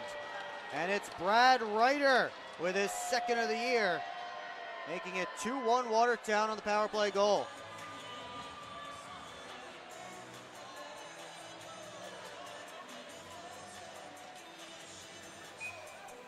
You take another look. A shot came in from the point. Cooper with the first pad save, then Ryder able to get inside position. Put it home. Wolves take their second lead of the night. It is 2-1. Navarro dumps it deep for the Prowlers. Graham throws a check on Gill in the offensive end. Graham has lost his stick. Looks like the stick lost its blade. Now Favaro on goal, blocked. Millette right there to scoop it up. Off for Favaro. Back pass in Lockney's direction. Favaro got swarmed by white sweaters.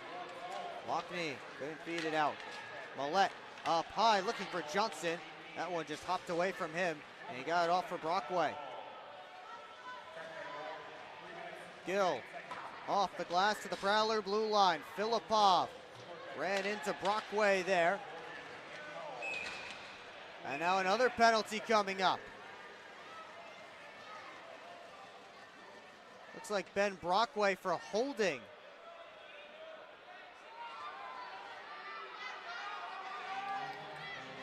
So Brockway to the box. Wolves to their third power play of this game. They are 1 for 2 so far.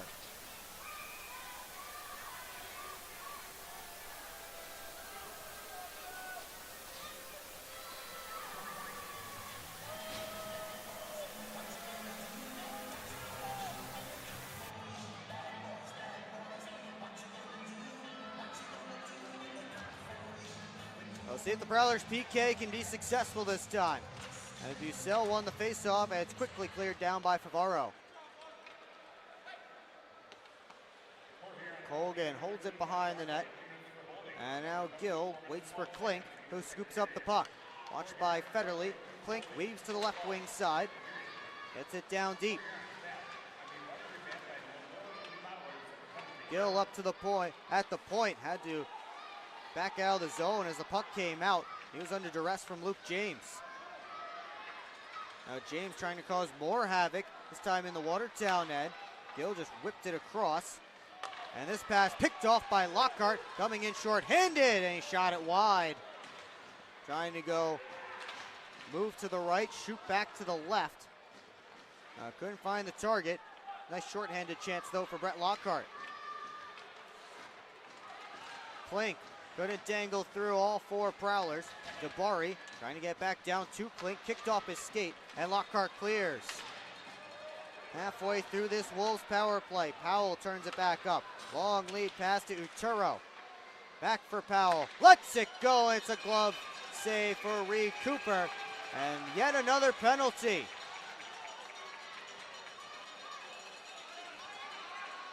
We will take a timeout and get you the next penalty call. When we come back, Prowlers trail the Wolves 2-1 here from McMorran Place. Yeah, I don't know about this one, fellas. Boys, we don't overcome adversity by backing down. But yeah, I don't know about this one. That's reassuring. We're so screwed. All right, boys, here's the game plan. LJ, you start with bananas. B-Way. Wait, why do I have to do the bananas? Because you're the softest on the team. I don't want the bananas. This thing is gonna melt. We gotta hurry up. I won't do it. Okay, both of you. I will do the bananas and the whipped cream. Fets, please continue. Who's paying for this anyway? I am. I just bought my tickets for the Prowlers game this weekend, and the Milkhouse gave me 25% off my order. Fets, why'd you buy the tickets? You're literally on the team. For the discount. So are you all ready to give it a try? Oh, we're ready. It's true. Get 25% off your entire order at the Milkhouse, October through April. Simply show your ticket stubs at checkout and enjoy your discounted treat. Keep up with your Prowlers all season long on social media. Follow us on Facebook at the Port Huron Prowlers, Instagram at PH Prowlers, and Twitter at PH Prowlers. And you can find more information on our website, phprowlers.com.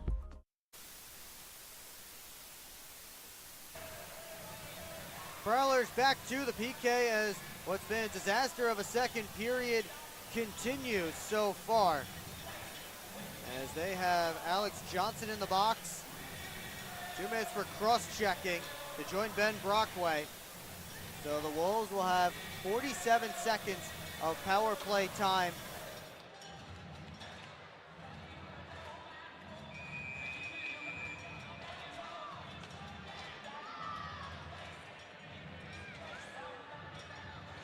Corgan and Graham to start off. Graham, Federley, and Favaro.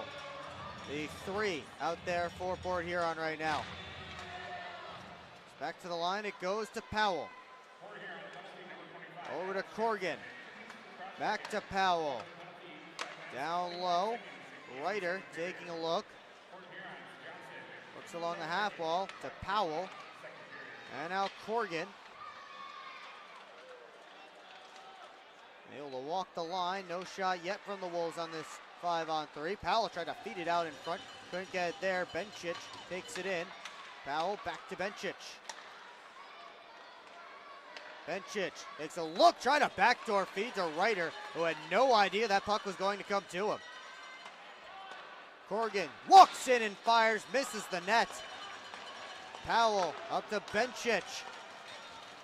Brockway out of the box. They send it to the net. Can't get it there. And it's cleared out of the zone. Wolves get no shots on net during the 5-on-3.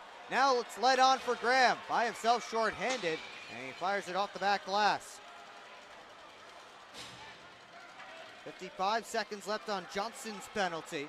Prowlers still searching for their first shot of the period. They'll get it here from Heikkila. And Colgan scoops it up and hangs on. Head on down to the Prowlers team store, located downstairs on the southwest end of the arena. Come check out all of our new merch and get some Prowlers swag. We will get an offensive zone face-off here for Port Huron.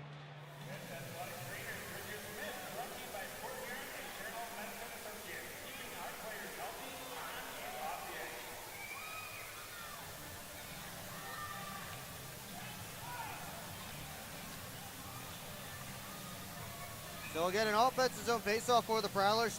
We're still short-handed for another 48 seconds.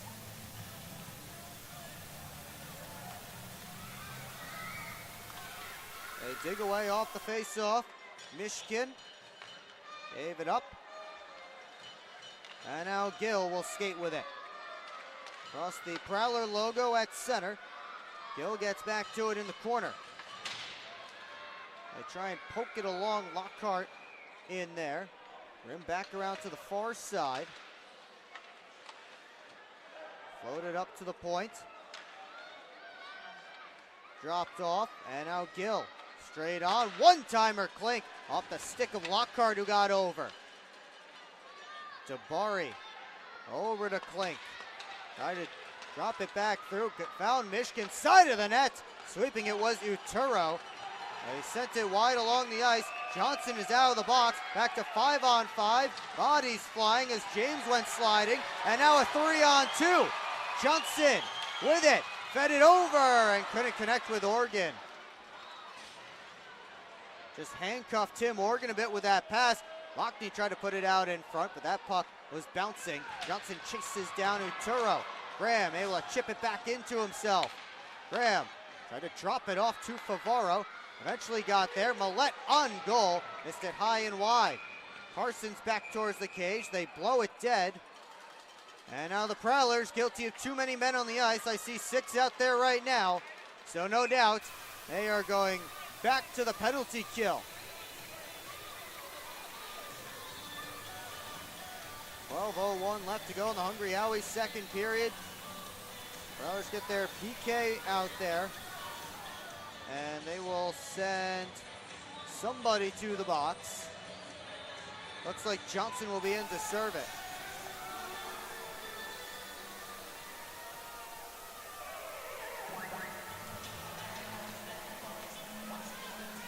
The Prowlers are getting outshot 7-1 in this second period. Go to their third PK of the frame. Or fourth PK, third PK, fourth PK of this frame. Wolves are 1 for 3 so far on the man advantage. Pardon me, make it 5th. Wolves are 1 for 4 so far.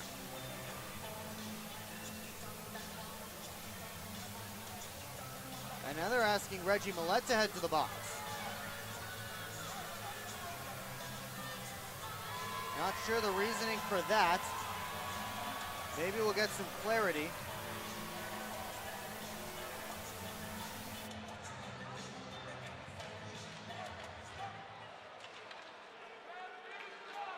Well, we start off this Prowlers PK with Jamie Bussell carrying up shorthanded. Marty's shot blocked. And Corgan will regroup. So Johnson gets a 10-minute misconduct for unsportsmanlike conduct, and Reggie Millette has to serve the 2 minutes for too many men. And a disaster period already continuing for the Prowlers. James able to steal away that back pass attempt to the point and get it out of the zone. Powell takes a look, Drops it off for Corgan. Gets it in, fires it all the way around. Heikkila chops at it, but Powell kept it alive. Gordon. Cycle for Ryder. Wolves set up. Fired across to Corgan. Gets it right back from Powell. Corgan looking towards the net. Now to Powell. Corgan at the blue line walks. Ryder. Down low. Gordon looking for Bencic, cutting towards the net, just out of his reach. Prowlers trying to clear, but they can't. Lockhart only got as far as Powell at the line. 32 seconds left on the power play for Watertown. That pass off a stick, and Favaro able to clear. Colgan comes all the way out of his goal crease to settle it down for Powell.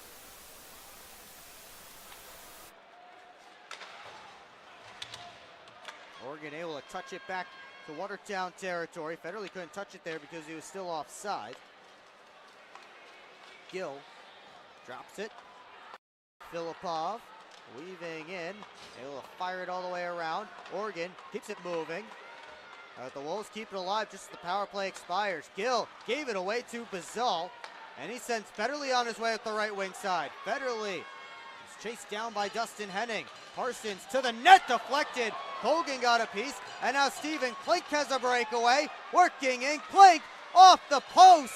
He clinked it off the post, and it goes up out of play. Would take a timeout. Past the midway point of this hockey game. 9:40 left to go, and the Prowlers trailing the Wolves by a score of 2-1. We'll be right back.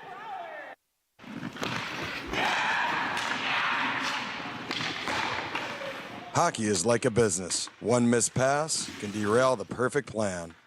Have Taft Consulting help you get your whole team on the same page. They have the expertise to help you follow through on all your goals. Find out how they can help you today by emailing taftconsulting@outlook.com. Explore 140 miles of stunning shoreline along Lake Huron in Michigan's Thumb Coast. Begin your adventure on a blanket of golden sand at one of our serene beaches. Connect with the historic atmosphere of our region's nautical influence and reconnect with friends under a blanket of stars. Plan your perfect getaway at bluewater.org.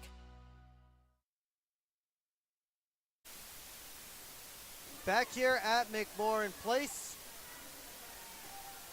Prowlers trailing the Wolves by a score of 2-1. As Watertown will get an offensive zone faceoff here after Stephen Klink got a heck of an opportunity just before that TV timeout.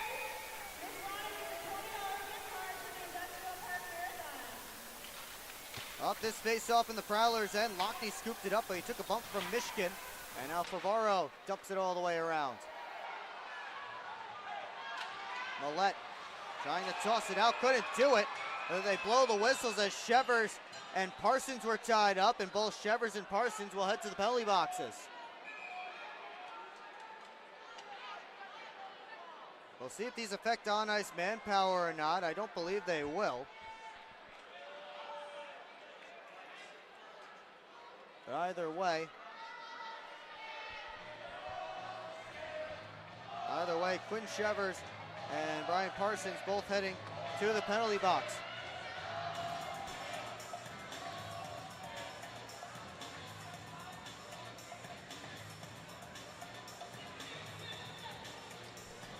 And we will have 4-on-4 action. So Shevers for Watertown and Parsons for Port Huron. Each in the box. So we'll get 4-on-4 for 2 minutes.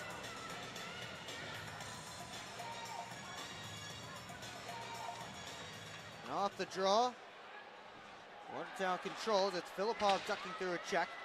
Prowlers take over. Up comes Millette along with Heikkila. Heikkila takes the pass. Tried to force it on net. Dustin Henning closed him off. Puck escapes the Wolves' end and heads all the way back to where Lockhart regroups.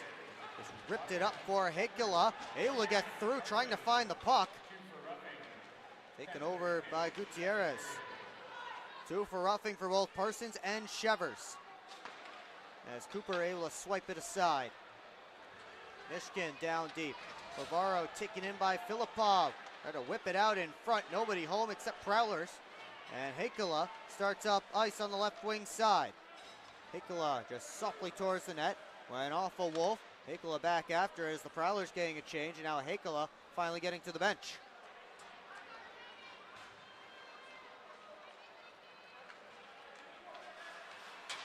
Ross hands it off for Dabari. Almost left it behind. Had it taken by Lockney. Lucas Lockney looks to start ahead. On for Organ. He steps up and his shot goes wide. I think Gill got his stick on it. Brockway through. Save Colgan. The rebound. Pinballs around. Colgan trying to find it. And he clamps the glove on top. He had a whistle and a face-off with 36 seconds left in the 4-on-4. Good shot on net by Brockway, and Colgan had trouble handling it. Tim Organ, the defenseman, in deep right there, trying to find it. You have to check out that replay there.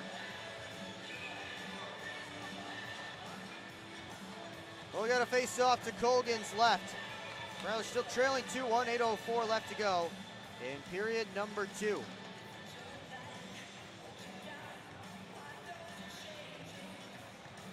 Dane DeCumbus will draw against Brad Ryder.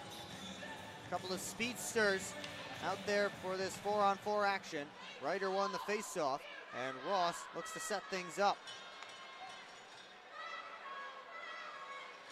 Off to the right wing to Ryder, he'll dump it around.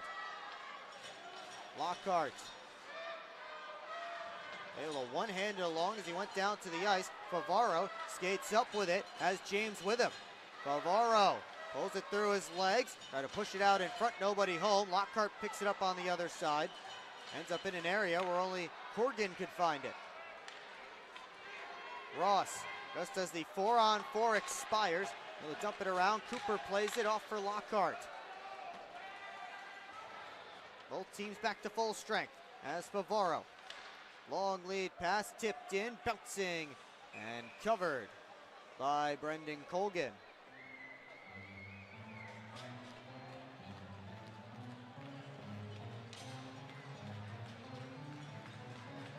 Well, we got another draw deep in the Wolves' end. 7:15 left to go in the Hungry Howie's second period. Watertown with the only goal in this middle frame.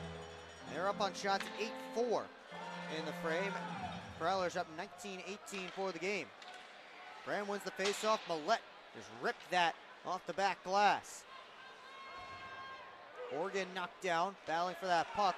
Lockney able to push it over to Brockway. Sent it through off of Henning. And up out of play. And you see Tim Organ getting very active in deep in the offensive zone on his last few shifts.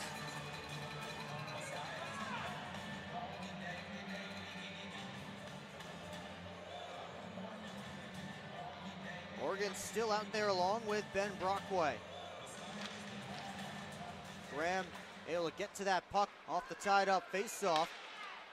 Brockway couldn't play it cleanly though, and here comes Dabari.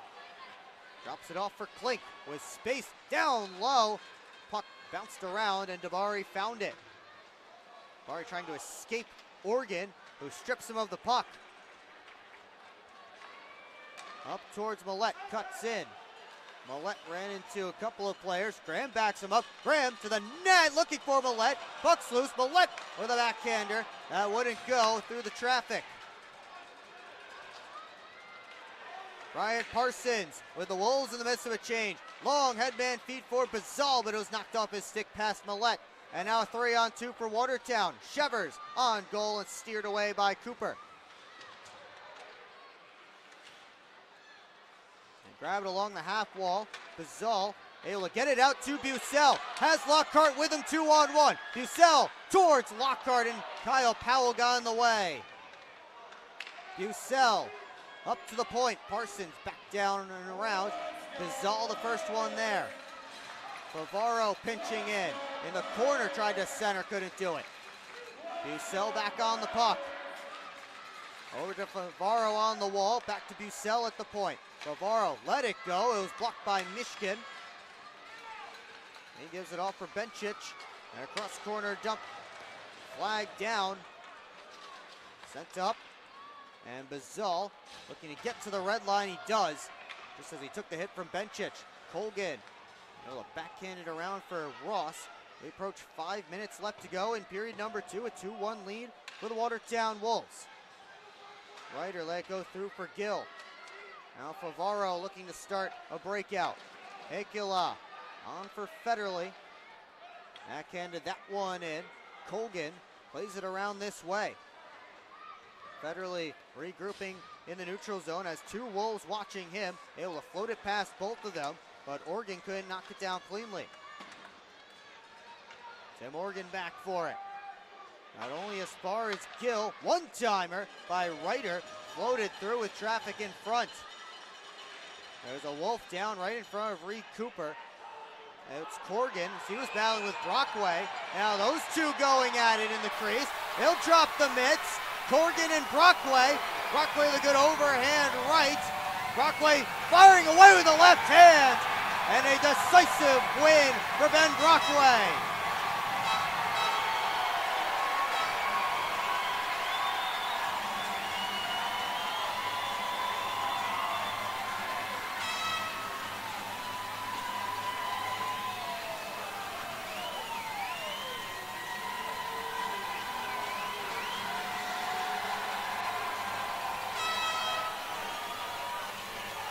Crowd getting loud for Ben Brockway. He's off the ice. Let's take another look at that fight. As Brockway gave Corgan a shove right in front, Corgan went down, and it was slow to get to his skates, but as soon as he did, he turned around, and the fight began. As there's some things to figure out. Stephen Klink and Austin Federley there at the referee circle, trying to get answers. We will take a timeout and have more for you when we come back here on the PHP Network. What's more authentic than a Hungry Howie's Detroit-style pizza? Nothing. We're not playing around with the pizza of our birthplace. Thick crust, cheese to the edge, sauce on the top. Where it belongs. We've seen a lot of fakes out there. Not here. This is authentic Detroit-style pizza. Order yours now online for $12.99. We sauce the top and rep for the 313 everywhere. We do bold. Hungry Howie's. SMR Automotive Systems is part of the Motherson Group and a proud community sponsor of the Port Huron Prowlers. We are one of the largest manufacturers of rearview mirrors for passenger vehicles in the world, with local plants in Port Huron and Marysville. We strive to support our local communities and have positions available for various abilities and experience. Find out more about who we are at smr-automotive.com.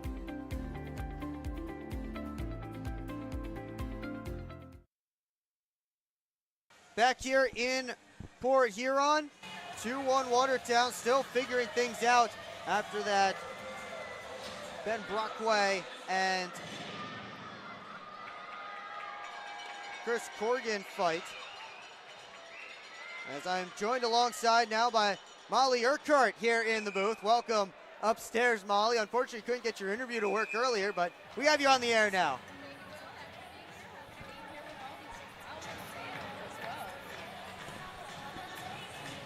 So big fight there between Brockway and Corgan. The Fighting Majors are the only penalties, so nothing up on the board. And we should be all good. There's 5-on-5. Corgan and Brockway also got 2 minutes each for cross-checking. Again, that should not affect on-ice manpower, but that was a heck of a fight. It absolutely was. Oh my gosh, we saw Brockway get, I believe, walked out, but... And Brockway did head off to the dressing room, possibly for repairs, as I do see Prowlers trainer Bridget Smith on the bench, as quick shot came in on Cooper. But there are under 7 minutes left to go in this period, so Brockway should be able to come out for period number 3.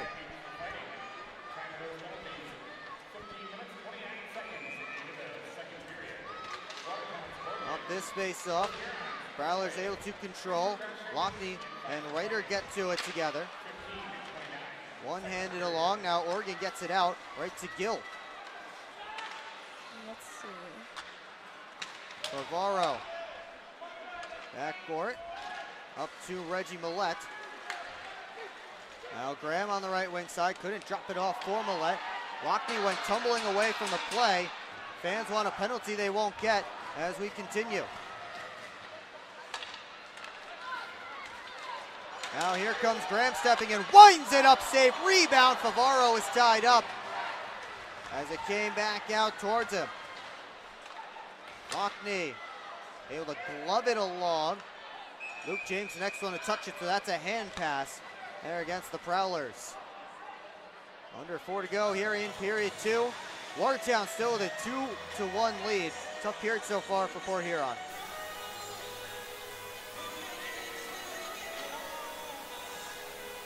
They'll put the face-off at center ice after the hand pass. And James and Mishkin will take the draw. Mishkin won it back. Ian McDonald retreating with it. D to Powell. Heading after it is Filipov. He takes Lockhart in hard. Lockhart reacting like he took a stick or something up to the face. Gave Filipov a slash as that one's dumped right in by Powell to the protective netting up out of play. Fans getting rowdy here in Port Huron, hoping to see their team pull even. Let's see if we'll be able to get a final goal in this period here. I know the fans want one real bad. Off this draw, comes over towards Powell. And now Filipov into the offensive zone. Takes a couple of bumps from a couple of Prowlers. Filipov knocked down by James. Penalty coming up against Luke James and the Prowlers. James doesn't like it. Neither do the fans. The Prowlers will be back to the penalty kill once again in this second period. Tough to win games when you're playing on the PK all night. Absolutely. Especially during this period. It's been almost nonstop. James steps into the penalty box. And the Prowlers will send their PK back out. Powell having a conversation with referee Paul Jean, but James joins Alex Johnson in the box, who is still serving his 10-minute misconduct from earlier in this period.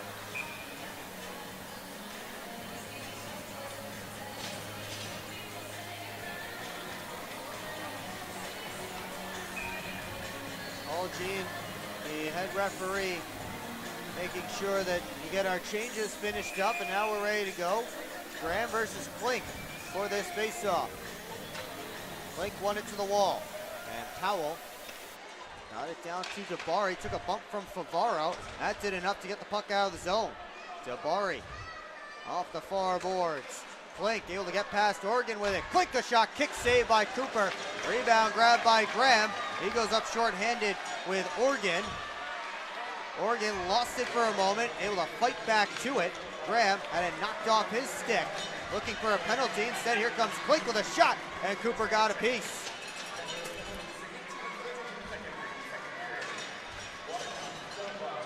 This one sent all the way down. 40 seconds gone in the Wolves' power play. McDonald off for Uturo. Federley comes together. Oh, we got a takedown over here.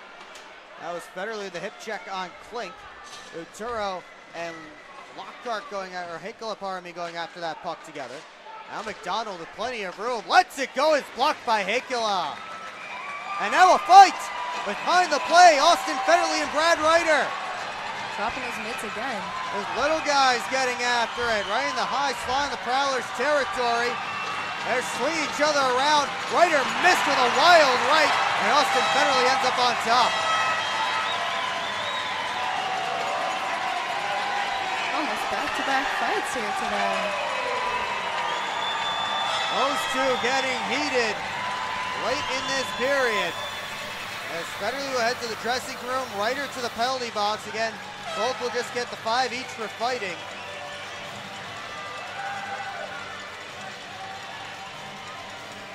We will continue 4-on-4 for another 52 seconds. So much going on here.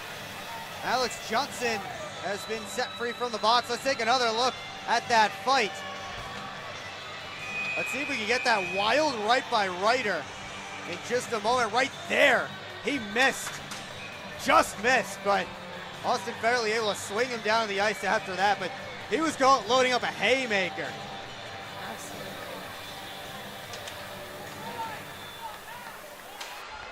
Up this face-off, 4-on-4 continues. Ryan Parsons back with it.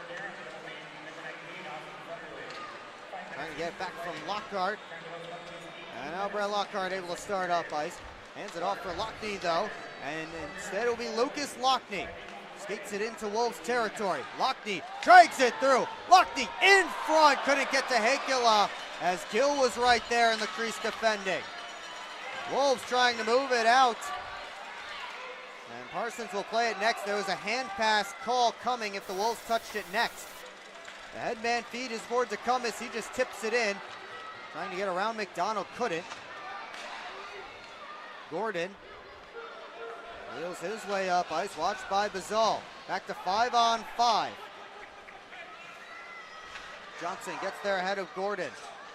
Parsons took a shove. Cummins grabs the puck. And the Prowlers able to bounce it out. It's Dylan Marty one-on-one against Henning. And Dustin Henning closes off Dylan Marty effectively. And then Marty runs over Mishkin. Henning wants after Marty. Graham and Henning.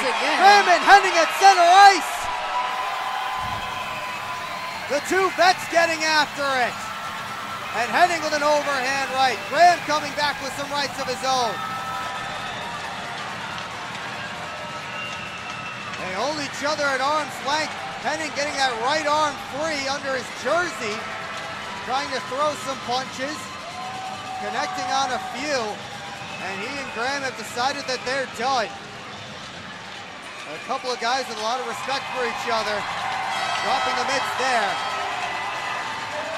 As Matt Graham heads off the ice, Dustin Henning to the penalty box. Fireworks here in Port Huron. Take another look. The two vets spinning each other around. And Henning did get that right arm loose, got a couple of body shots. Graham got a couple as well. And then eventually they decided that they were done. But it all started the hit by Marty down in the offensive end. Henning wanted after Marty. Graham played left tackle, playing offensive line, stepping in front of Marty, keeping Henning from getting him there. He said, I'll fight you instead. How many players do you think are going to be left on this bench by the end of this period? We're almost done, but 38.3 seconds up on the big board here. And hopefully we still have enough players to finish the period. Penalty boxes should be interesting when we come back for the third. Absolutely.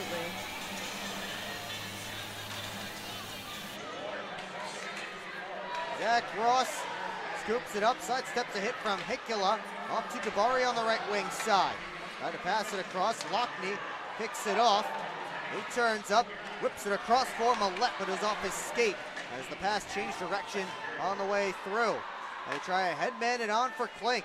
Softly to Cooper, steers it to the corner. Johnson pinning it there, takes a look at the clock, 10 seconds left to go.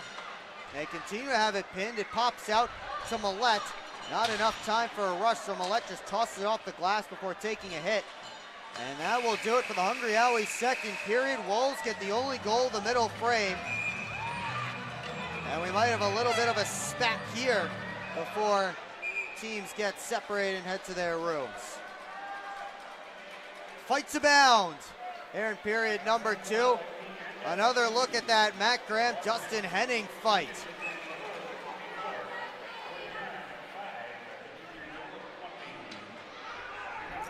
As teams are heading off the ice, Paul Jean making sure that everyone gets off in the order that they are supposed to. And we will get to the second intermission report. Coming up on the second intermission here on the PHP Network. We will do some highlights, some analysis, take a look at Prowlers' upcoming schedule, the out-of-town scores, and more. It is all coming up on the second intermission report right here on the PHP Network. Shots 24-20 in favor of the Watertown Wolves. They're up 2-1 in the goals category, and we will be right back with the second intermission report right here on the PHP Network. Head over to the Birchwood Mall for your shopping and entertainment needs. Hop on the carousel, shoot some hoops, or visit some of their great stores such as Gerlach's Woodworks, where they specialize in handcrafted wooden decorations. Add to your fan cave a Prowlers themed creation. Upgrade your bathroom at Luxury Bath Mobility Remodelers. They can fully customize your bath or shower to fit your needs, and they also do flooring. For the sports fan in your life, pick up a unique gift from Pro Edge Sports. Jam-packed with all kinds of memorabilia. There's something for everyone. And it's not a trip to the mall without Auntie Anne's pretzels. Grab a freshly made full-size cup of pretzel bites and wash it down with some frozen lemonade. At the Birchwood Mall, you can find this and more. Visit them on 24th Ave in Fort Gratiot. SMR Automotive Systems is part of the Motherson Group and a proud community sponsor of the Port Huron Prowlers. We are one of the largest manufacturers of rear-view mirrors for passenger vehicles in the world, with local plants in Port Huron and Marysville. We strive to support our local communities and have positions available for various abilities and experience. Find out more about who we are at smr-automotive.com.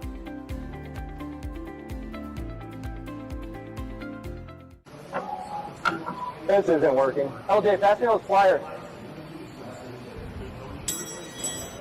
No look behind the back pass? That's a whole play, LJ, come on. Gap up, close the gap, close the gap, what are we saying? This isn't working, we need a shift change. Let's bring in the professionals.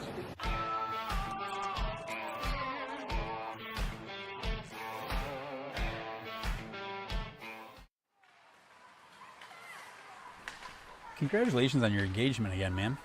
You know, you should get some life insurance. I never really thought about that. How would I do that? We can help you with that at Zach Egan State Farm. Congratulations on getting married, man. Have you gotten a house? We just got one, actually, yeah. Well, if you want, we can help you out with life insurance at Zach Egan State Farm to cover your mortgage. Is Olin a year old now? He is. Wow. Have you guys got life insurance set up on him yet? I haven't even thought about it yet. Oh. How would I go about that? Well, we can help you with that at Zach Egan State Farm. High five? Yeah, hon, we should have gotten life insurance years ago. Hey, Ken. We've actually got a policy for people your age at Zach Egan State Farm. Give us a call.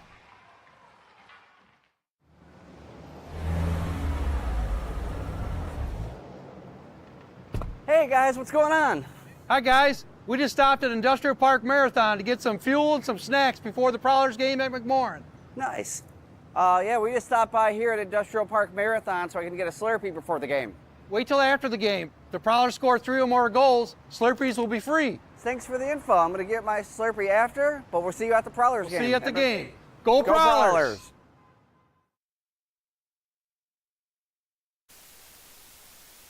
Back here in Port Huron, Wolves with a 2-1 lead on the on the Port Huron Prowlers through 40 minutes of play. Molly Urquhart, Will Wiggleman here with you. And Molly, a lot of fireworks near the end of that second period. Things getting heated. Extremely. How many times have those missed dropped? That was... We had 3 there towards the end of that period. We'll show them to you hopefully shortly here, but I mean really that period was defined by the Wolves getting power play after power play after power play, and the Prowlers couldn't get anything going in the offensive zone. They were just spending the whole period defending. Correct. And the shots really indicate that as a 14-5 shot advantage for the Watertown Wolves in that middle frame as they clean up the chuck of pucks here at McMorran Place. But the Wolves got power play after power play after power play, and they were able to execute on the man advantage, and they were able to get their first power play goal of the night. As we take another look, Brad Ryder able to get inside position on the Prowlers defenseman. And then the fight started. And it started with, and we start here with Austin Fairley and Brad Ryder. That was the second fight of the night. And then we had Matt Graham and Dustin Henning towards the end of that period. We had the small guys, the veterans. We also had Chris Corrigan and Ben Brockway earlier on. I mean, it's just been fight night here at McMorran Place in the second period. Again, those two veterans, Henning and Graham, played together for a long time, and they, certainly a lot of respect for each other. Henning was here. He played under Matt Graham. He was the captain for Matt Graham's team. So you did see that respect a little bit at the end of that fight. Got some history there.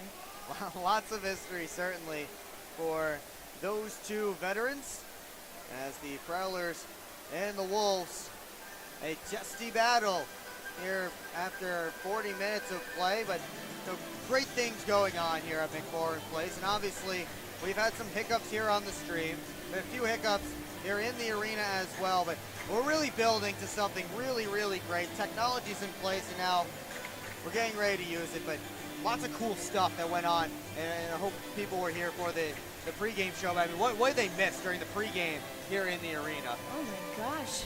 Well, we have a brand new tunnel that all of our players come out of as they're entering the ice. Pretty awesome. Lots of lights, lots of fanfare. Everyone was so excited to see that today. I think, though, the coolest thing has been those on-ice projectors that we got to see for the first time.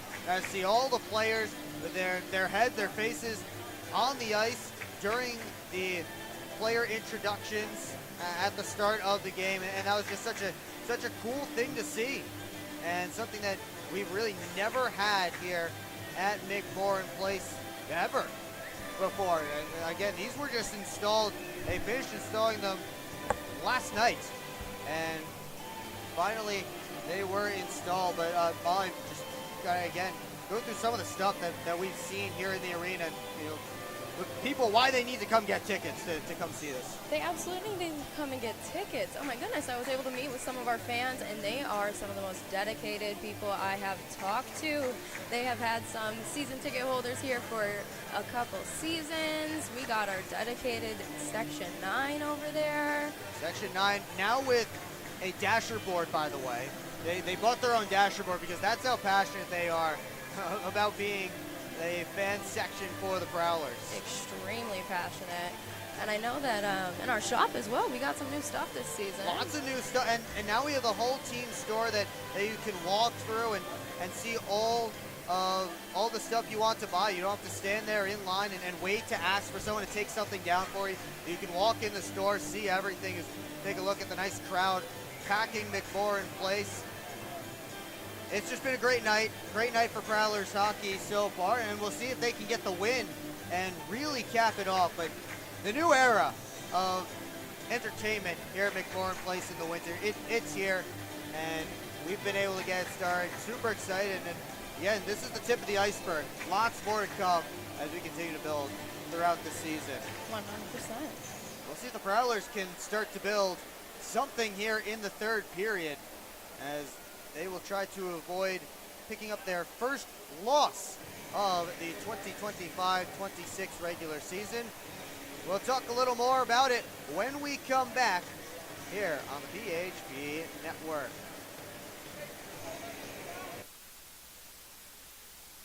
Hi, welcome. I'm just checking in, and I have a service animal. Service animal?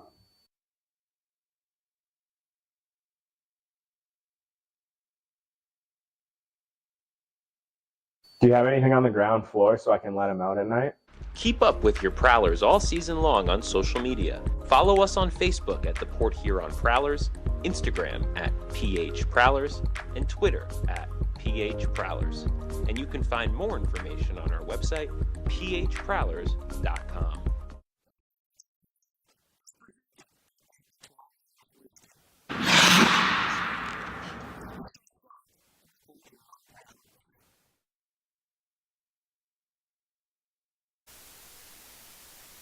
We got the YMCA going here at McMorran Place. Still plenty of time to go in this second intermission report. here on the PHP Network. And the Prowlers stuck in a tight game, trailing the Watertown Wolves by a score of 2-1. Let's take a look at what's ahead for the Prowlers with our upcoming schedule, as Port Huron will be starting a 6-game homestand here tonight.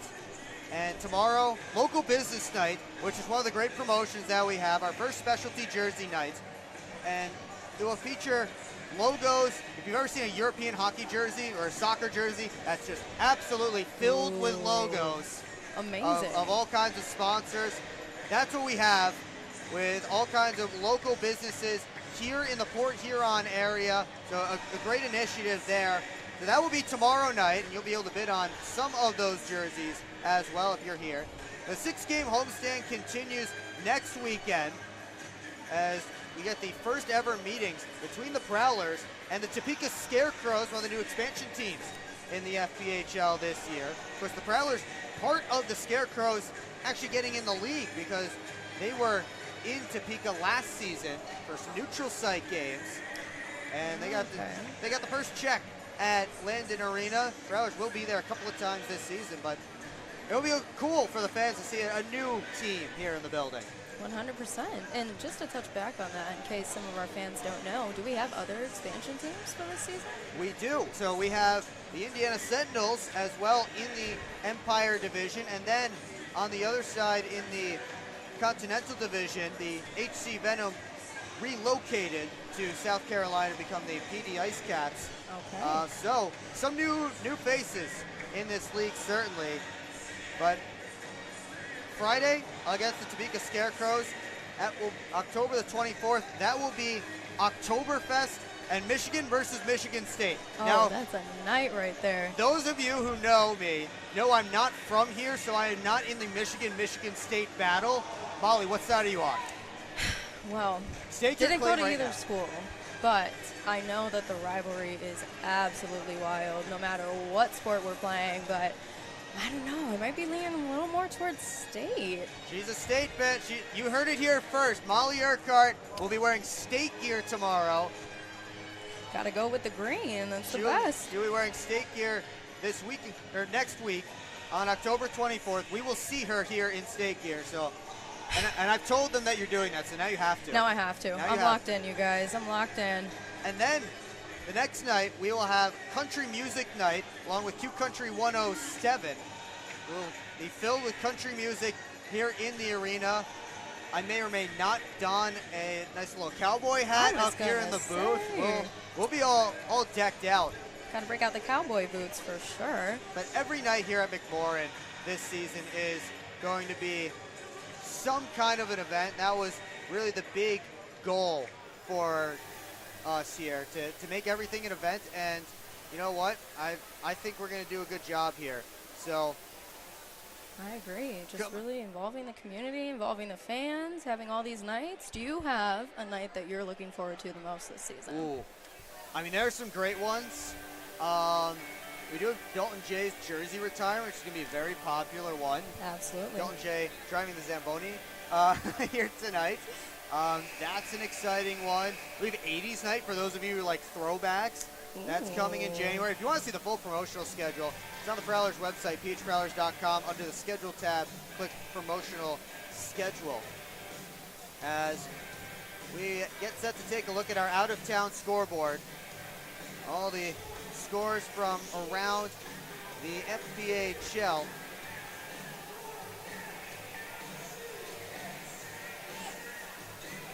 Take a look at the scores around the FPHL. There we go. Got it up there. Again, sorry, folks. New technology, still working on getting it all figured out, but full slate of games around the league here tonight. We start in Binghamton. Black Bears with a 4-3 lead on the hat tricks in the third period. Austin Belfay, his first goal as a hat trick, the only goal in the third so far. Danbury seeing if they can complete the comeback, although according to the league website, they're being outshot 41-12 by the Black Bears. River Dragons up 2-1 on the Blue Ridge Bobcats in Wytheville. Louis Kloop, we mentioned the first period goal for the Dragons. Nick Stuckless answered with the first goal of the season for the Bobcats. And then Josh Colton, how about former Motor City Rockers? We talked about a few in this game tonight. Is the tie-breaking goal right now. It's 2-1 late in period 2. All Athens in Indiana, although it says the Sentinels are up 36-20 on shots, but it's the Rock Lobsters with all 4 goals, 4-0, including 2 from Eric Neely. They did change that shorthanded goal for Athens that was originally credited to Garrett Milan. That was Eric Neely. He picked up another one later. Luke Croucher, the other goal, and the Lobsters rolling right now late in period 2 in Indiana. Ice Cats lead the Twin City Thunderbirds 4-3 late in period 2 as they got 4 unanswered goals. Oh, wow. And they were able to take a big lead. The Thunderbirds got one back, but it's 4-3 right now there. And finally, Topeka Scarecrows with a 2-0 lead on the Biloxi Breakers in their home opener. And now the Ice Cats just scored another goal, so make it 5-3 Ice Cats in Winston-Salem. We have live score updates here on the PHP Network. Nothing like it. Shout out to the team. Our team working very, very hard back here. But the Scarecrows get goals from Thomas Murphy and DJ Sneath, up 2-0 on the Biloxi Breakers. Of course, here it is 2-1 in favor of the Watertown Wolves. We get set for period number 3 coming up shortly, and we will take a look at the full game stats so far. The Wolves up 2-1. Those aren't the complete correct power play totals, but that's what's listed on the league website, so that's what we're going with.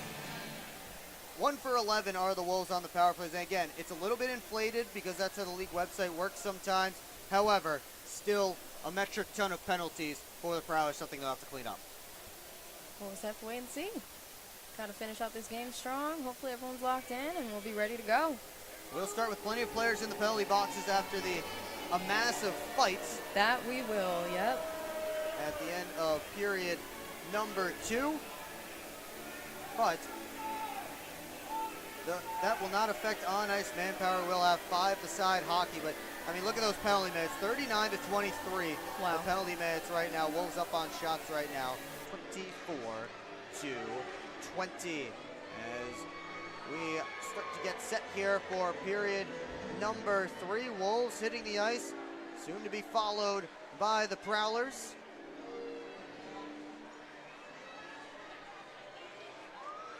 And hopefully, just a moment, we can show you the Prowlers hitting the ice here. There we go. There's the Prowlers out there hitting the ice.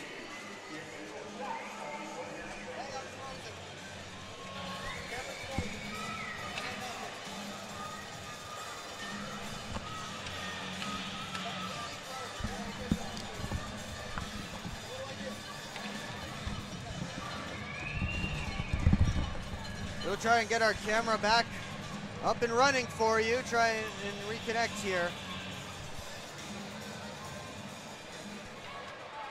In the meantime, we can do a little count to see how many Prowlers are in the penalty box. Right now we got 3. 3 on one side, 4 on the other. It's going to be an intense rest of this game here. Looking forward to seeing what our Prowlers can do.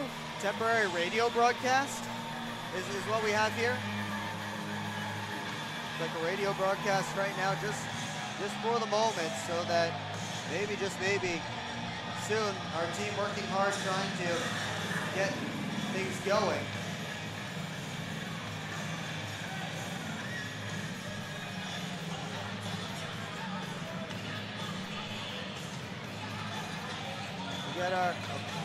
We'll get things going here hopefully in just a moment.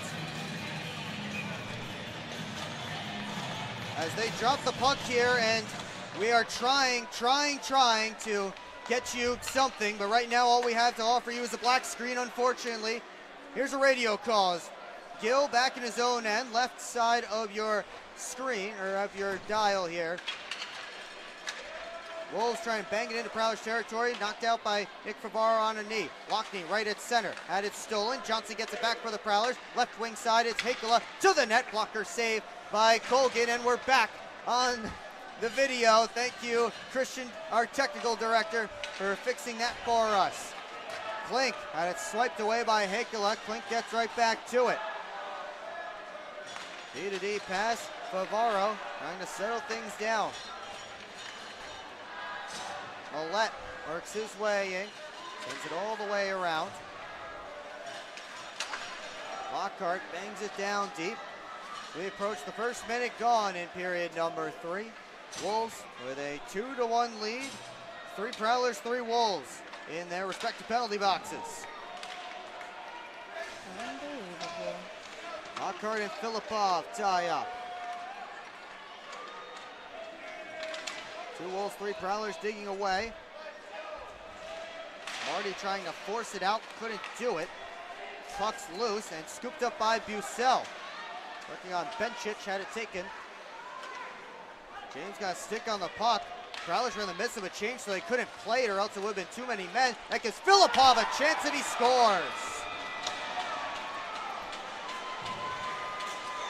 Igor Filipov able to take advantage of the confusion for the Prowlers and make it 3-1 Watertown.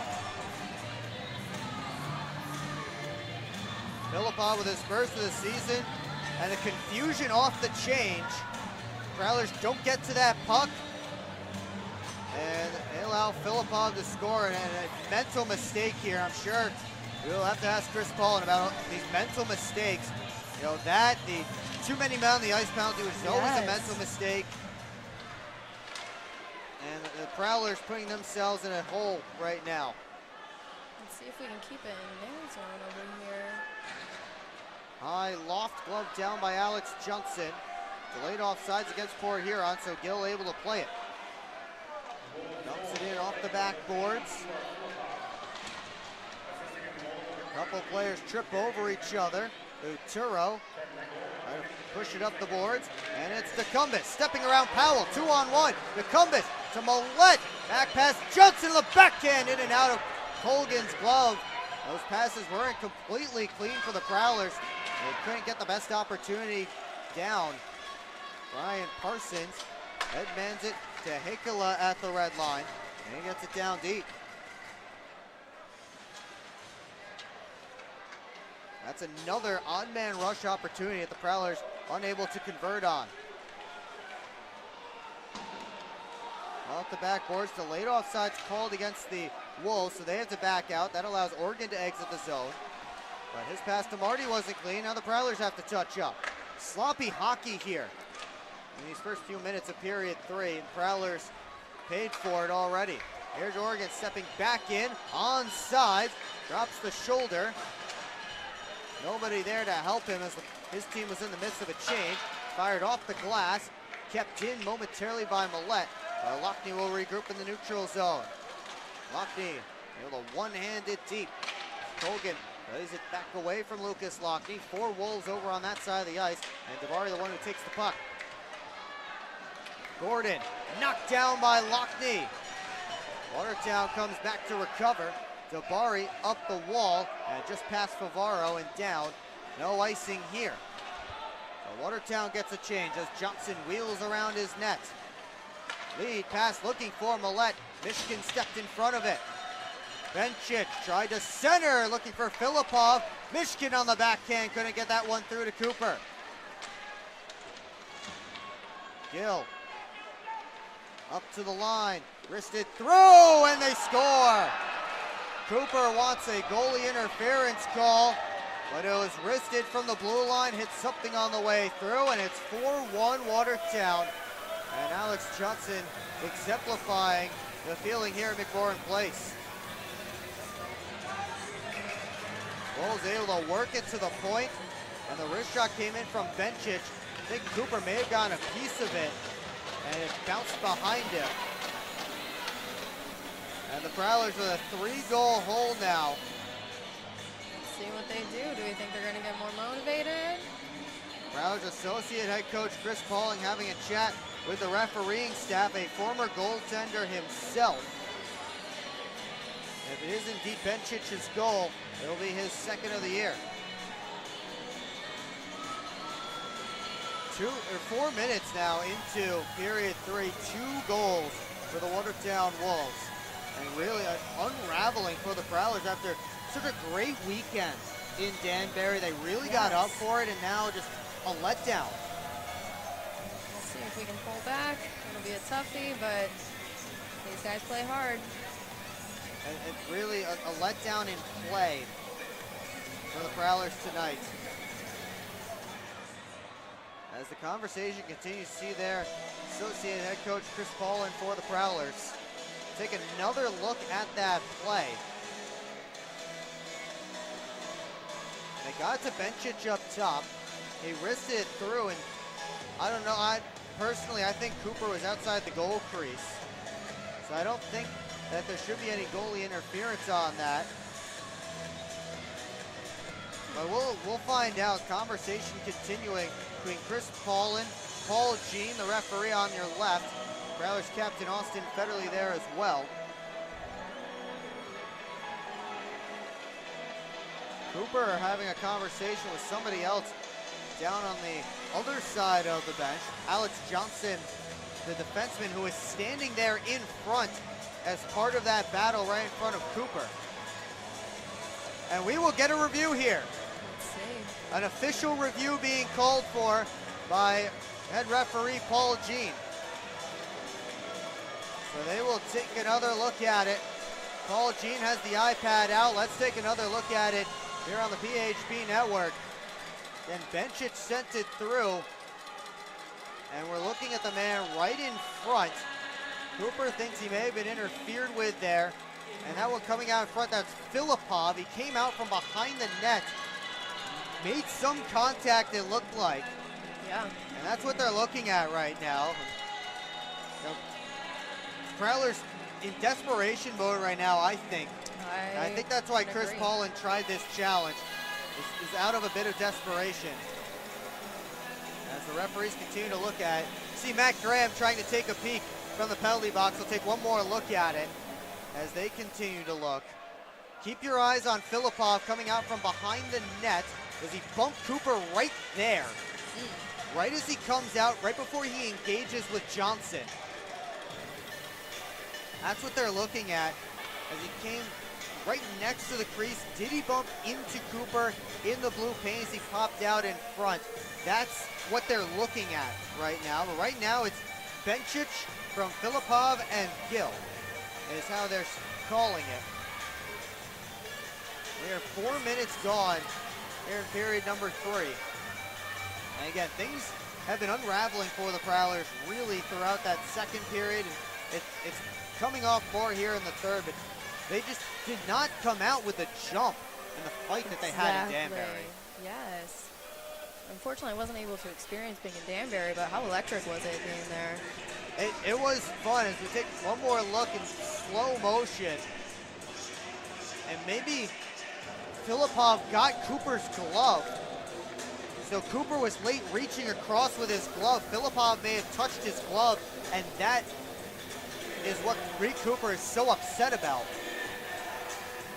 As the long review continues, and you know, as they say, the longer a review goes, the more likely it is it gets overturned.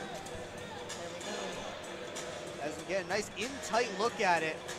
Oh yeah, I think Filipov does make contact with Cooper's glove as he comes around. That's a real good shot from our cameras here. Wow. Real good shot.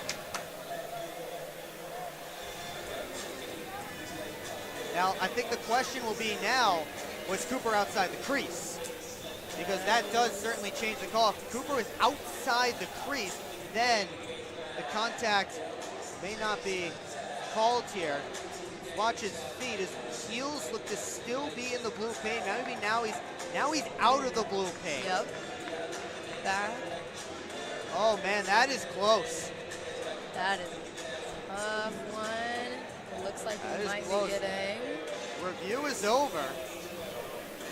And Paul Jean is having a chat with Matt Graham, Prowlers head coach, and the official scorer. Now They're looking at another iPad. Austin Federley and Chris Corrigan heading back to their respective benches. And Reed Cooper, who stopped 85 of 86 shots against Danbury, gave his team a real chance in a couple of games that may have been outplayed in a little bit at times. Having a tough one here tonight. All right, let's And it looks like this one will hold up. So it stays so it'll be 4-1 in favor of the Watertown Wolves. And the Prowlers' hill grows ever steeper.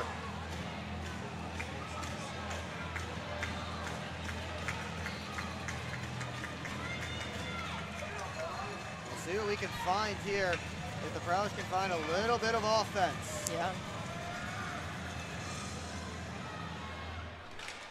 Corrigan wins the faceoff back, and Watertown gets underway with Uturo sending it deep.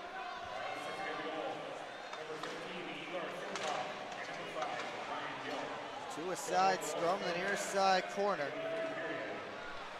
Now Uturo rips that one wide along the ice. Millette able to one-hand it along in Lockney's direction. Now DeCumbis skates into it.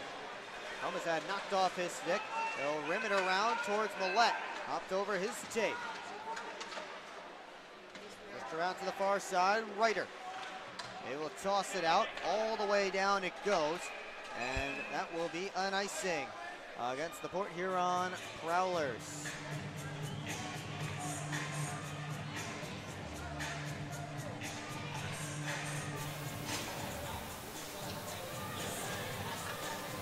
We got face off all the way down in Watertown's end.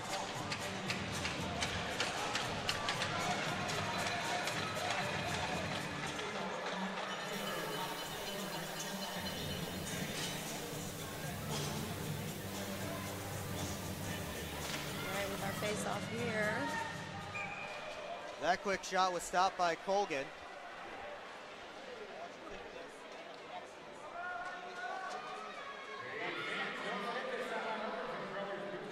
They'll have another face-off deep in Wolves territory. Still yet to play 5 minutes of this third period. And Bucell will draw against Corrigan. We'll try it again. A little false drop. Bucell wins it back. And down and around, Dylan Marty. Pushed up against the boards by Gutierrez. 3 Wolves there, and they're able to win the puck. Uturo off the glass, glove down to Cumbis for Johnson Barnaby. Plays in the middle of the ice. Bucell rips it off the back glass. One tossed all the way down. Favaro and Ryder hustling after it. They'll get there together, cancel out, and Marty comes up with the puck. Bucell tried to kick it in. Marty just slaps at it and gets it deep. Port Huron making a full change. This one's tipped up and out of play. We'll take a quick timeout. 14 and a half left to go in period number 3. Watching Port Huron Prowlers hockey on PHP Network. Hi, what can I get for you? I'd like some McMorrin fries, please. All right, that's going to be $4. Okay. She shoots, she scores with the new Prowlers debit card. Don't you have somewhere to be? The game's on. Get your Prowlers debit card only at Flagship Community Federal Credit Union, located on Lapeer Road in Port Huron. Flagship Federal Credit Union is federally insured by the NCUA.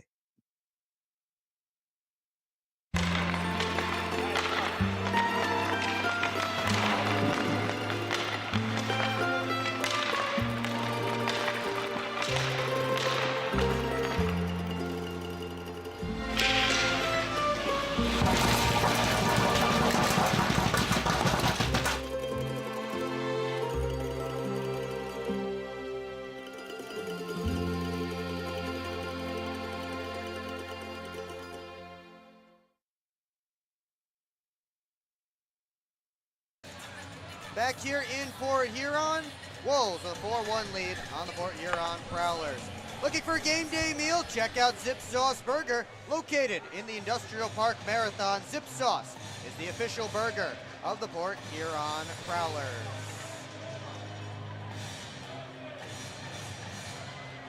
Prowlers and Wolves with plenty of beef, if you like beef, in this game. That is right. We've had our fair share of fights. Do you think we'll have a couple more by this end? We might. We'll see if things continue to boil over. And then remember, these teams play again tomorrow.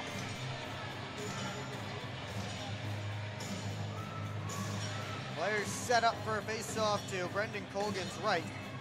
Just as soon as the immediate timeout is officially allowed to end. Here we go. Off the draw, Millette looking towards the back door. Couldn't find his intended target. And starting feed by Favaro, ended up with some skates. Graham finds it. Out in front, Favaro scores! Off the scramble, Nick Favaro rips it home, and the Prowlers are within 2. Absolutely something we needed for this Prowlers here tonight. Let's take another look. Scrambling around, no one could find it. Matt Graham did. He just put it to an area, and Favaro, Johnny on the spot. His second goal in as many games. And the Prowlers have some life here in the building. I feel like we just got a little bit more energy here. A little more fight in these players. Colgan had no idea where that puck was, and Favaro able to rip it to Colgan's glove side as he was sliding over. So it's back to a 2-goal game, and the building has come alive for the first time in this third period. See if the Prowlers can keep the momentum going. As the Wolves able to keep this one in the zone. They dig away, Mishkin behind the net. Benchich down to Mishkin. Cycled it down deep, jumps in the first one on. It took a bump from Shevers. Has moved it over to Favaro. Tossed all the way down. Powell bounced past the Benchich, didn't get much on it. And it did get to Mishkin anyway. Hand off Lockney. We'll go back to Favaro. And out of Parsons. Prowlers starting to move north, but the pass by Parsons cut off Utura. And a penalty coming up. Who's heading to the box? Looks to be Reggie Millette. And there's some wind out of the Prowlers' sails as they will go shorthanded. Looked like holding may have been the call, but kills a little momentum there.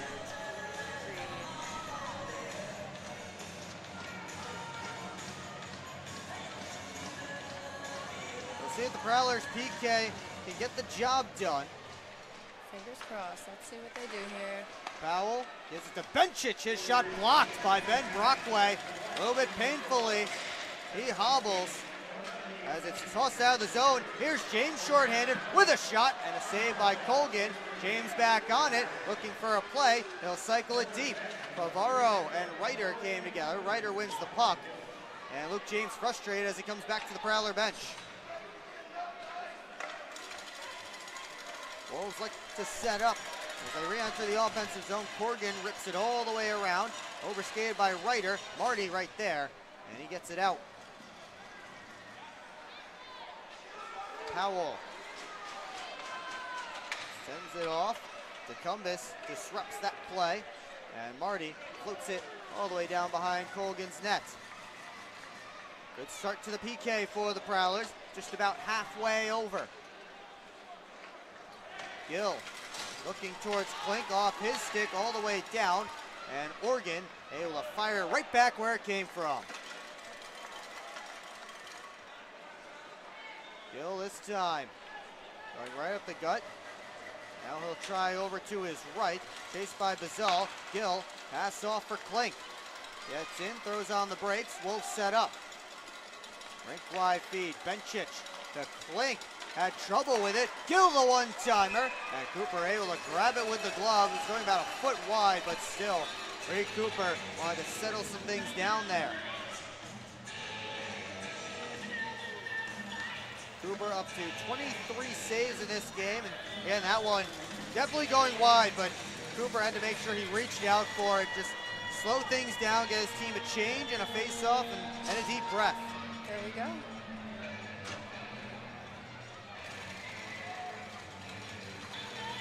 Ryder up through the line after the face-off. Gill sent it through, they score. That one may have changed direction on the way through, but Ryan Gill, the one that let it go, and the Wolves restore the 3-goal lead. And it looks like Uturo may have been the one that got the touch on. Let's take another look. And a face-off win. Ryder gets it back to the point. Yeah, it's a nice deflection there by Uturo in the high slot. Uturo gets his first goal of the season. Part of the return for Tate Leeson. The big Tate Leeson trade from Watertown to PD. He has his first goal as a Wolf.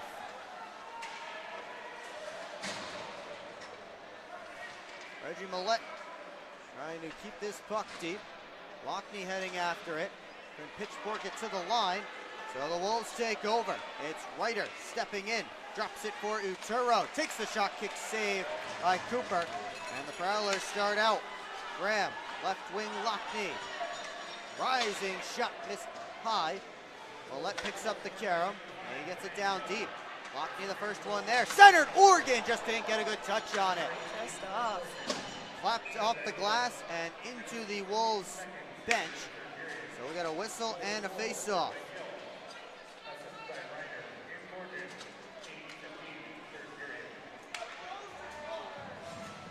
But just as the crowd was getting into it, Watertown strikes right back.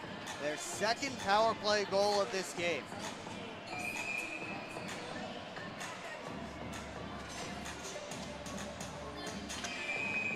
Off this face-off, we'll try it again. They blow it down.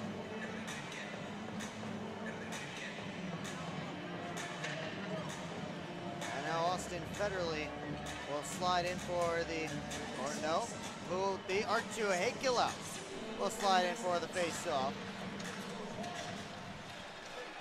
Gutierrez up the boards, past Benchik. Johnson sends Hakila right back in. Hakila with an outside try, save Colgan. He had to find the rebound to cover up for a whistle. 5-2 Wolves, 10:51 left to go in period number 3.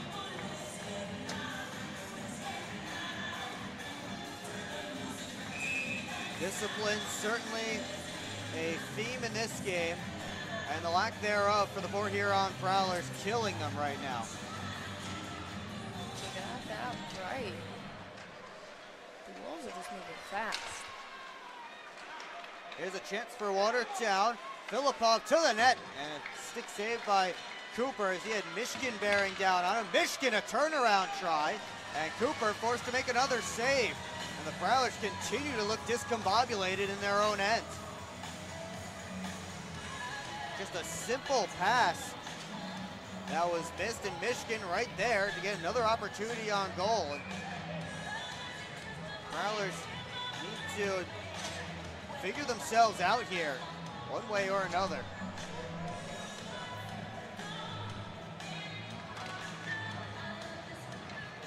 As we continue, Lockhart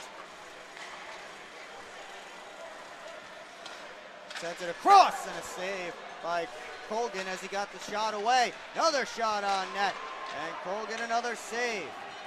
Bizal cycles it down low. Marty tripped up by Gill behind the net. Penalty coming up against Watertown, and the Prowlers go to the power play as Ryan Gill to the penalty box. Or pardon me, they're actually sending Ian McDonald to the box.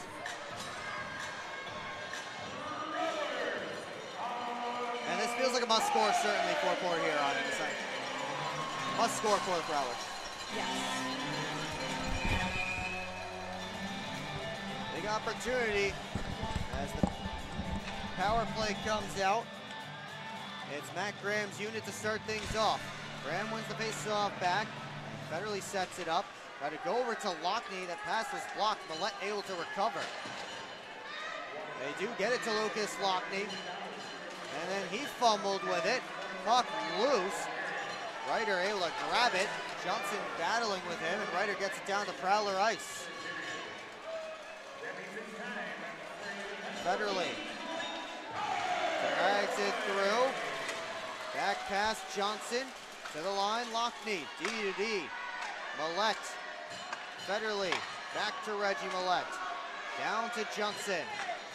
Up high, Federle lets it go. Punched by Colgan, and it lands behind the cage. Johnson, chased by Henning. Graham gets it back to Johnson. He has Ryder right on him. Ryder takes the puck and he claps it down. Prowlers switch up the unit as we hit the halfway point of their power play. Favaro, lead pass for Millette, who's still out there from the first unit. One hands it to Hakala. Pull-up shot was blocked on the way through. Millette fighting through checks. Able to get it over to Bazal. Walks in, his shot, stopped by Colgan. Gutierrez able to one-hand it forward, kept in by Hakala. Down to Bazal. All the way to the corner. Pucel tried the return feed. Here comes Gill short-handed. Gill tried to cut in, didn't get a good shot away as Hakala came back to defend. 20 seconds left on this Prowlers power play. It's Lockhart off for Bucel. Lockhart getting back to it. He and Henning came together. Filipov with one last clear, and that will take care of that Prowlers power play. They finish with 2 shots, but still trail by 3. Parsons' pass was too far in front of Luke James. Henning, D to D. Ross, up to Filipov, who's able to touch it in. Chased by Parsons. Filipov, muscled off by Brian Parsons. And now Favaro. Able to toss it high and out. Marty trying to chase after it. Couldn't chip it around Powell. Puck still in the zone though. Here's Tecumseh, a shot. Pad saved by Colgan. James all the way across. It was cut off by Powell. Wolves with numbers the other direction. Flink looking towards Corgan. And a good block by Brian Parsons. Powell off the far boards. Parsons retreating into his own end. Now he starts up. Parsons to Millette on the outside. Try to float it back for Parsons, couldn't do it. Now Parsons up top. Oregon let it go. Klink got his stick on it. It just does clear the glass out of play. Take a timeout. 3-goal lead for the Wolves with 7:06 left to go in period 3. Hello, I'm home.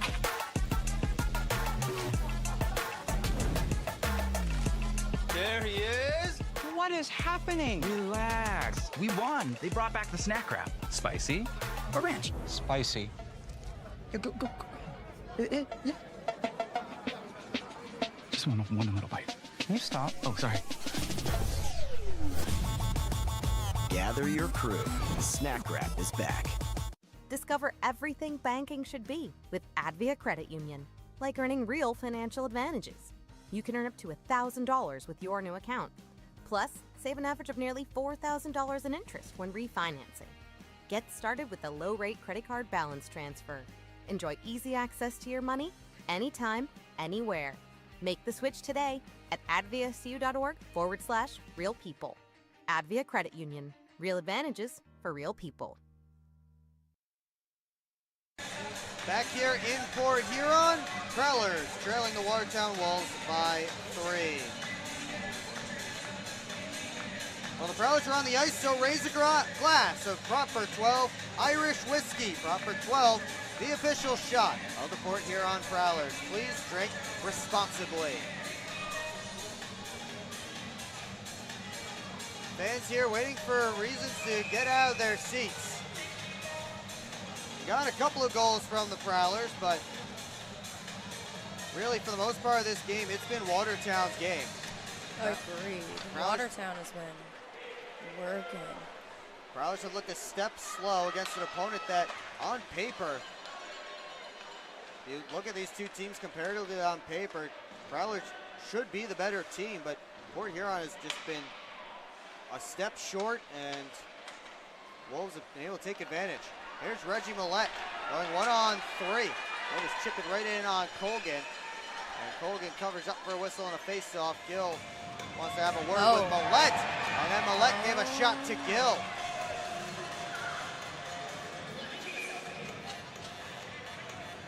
They're separated. And Millette will go for a skate. Doesn't look like any penalties are coming out of that. No. Millette will head to the bench. His team makes a change. We saw Millette gave a little swipe, not much to Colgan, and Gill wanted to have a word, and Reggie Millette, with some frustration, gave a shot towards Gill, but nothing too much, and won't get any penalties from that.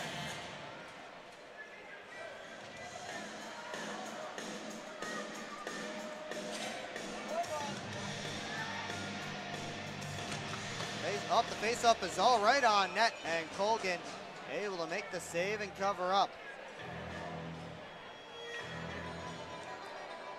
And now Luke James is heading over to the Prowlers dressing room right now. Along with Prowlers trainer Bridget Smith. We'll have to keep an eye on that. For sure. Face-up's all the way down in Watertown's end as the Wolves win it. And Gill looks to start an outlet. Uturo, chased by Brockway. Trying to get muscled off. And finally Brockway gets Uturo off the puck. Lockhart on for DeCumbus, able to one-hand it along. McDonald, toss it high, all the way down. That will be an icing against the Wolves. Just over 6 minutes left to play here in regulation. And the Prowlers will need a heck of a comeback. And it looks like Chris Paulin has put the lines in a blender.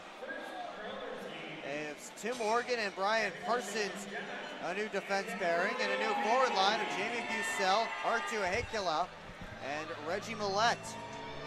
Let's see what they can do. Off this draw, Parsons sends it down and around Bucell, who scored the first Prowlers goal. Got it to Oregon. Now at the line, Millette down for Oregon to the net. Maybe hoping for a ricochet off the bodies in front. No such luck. Millette, watched by Corrigan, drops it off for Parsons. Firing up the left wing side. Brian Parsons in with speed. Hekela the one-timer. I think Colgan just got a piece of that one with his glove. Tossed up, glove down, Bucell in front, Millette just couldn't get the shot away. Oregon couldn't keep it in the zone. Oregon faked the dump. Now he goes rink wide for Millette, trying to make a pass back. Goes behind its intended target. Bucell causing some havoc. Favaro got the right in on Colgan, and he'll clutch it to his chest for a whistle and a face-off with 5:08 left to go. Do you think the Prowlers got enough energy to really get through the rest of this one? We'll see. Brendan Colgan's played well, but again, it's been more about the Prowlers not playing well. Yes. And really just having an off game, as Austin Federley's out there on the wing with Lucas Lockney and Matt Graham taking Millette's spot on this line. Shot on net, take it all the way through. This one comes all the way down with no icing. The Wolves won the race to Bari, trying to make a play on it, backdoor feed. Cooper has it underneath, and he'll hang on for a whistle and a face-off.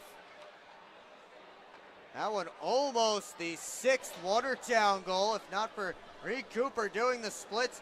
Take our final timeout and be right back here on the PHP Network.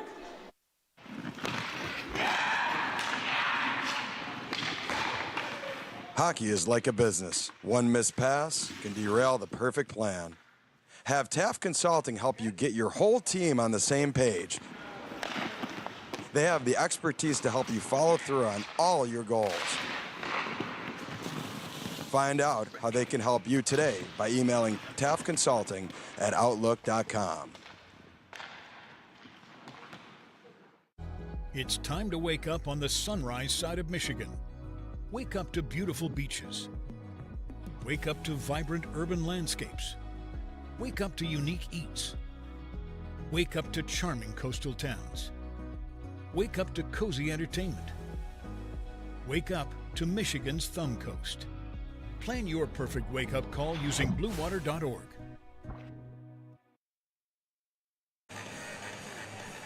We invite you to tune into our next broadcast. That's tomorrow, Saturday, October the 18th, when the Prowlers and Wolves do it again here from McMorran Place. Puck drop is scheduled for 7:05 p.m. and the pregame show starts at 6:45. It's all right here on the PHP Network. Just like, let's take another look at that last save by Reed Cooper. Yeah. Able to stretch out, just keep the puck off the goal line. It was that close to being a 6-2 game. And much like the team on the ice, we're hoping for an improved performance here in the broadcast booth as well, but got that one right. We'll get there. As off this face-off, shot on goal, blocked by Favaro. Johnson, able to send it off the boards and out. That hits somebody on the Prowlers bench, maybe. Seems to be the case. We got a whistle and a face-off.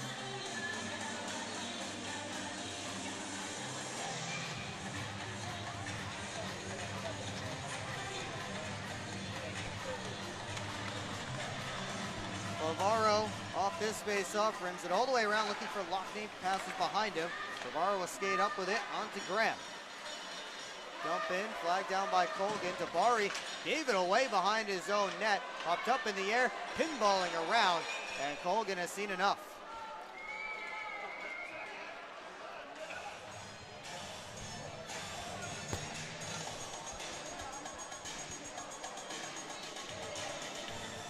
So we got another offensive zone faceoff for the Prowlers. Time dwindling on Port Huron right now.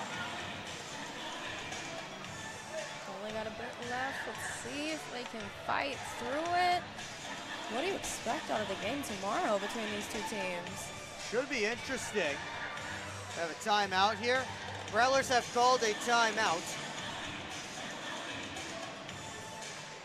We will get just a quick break here.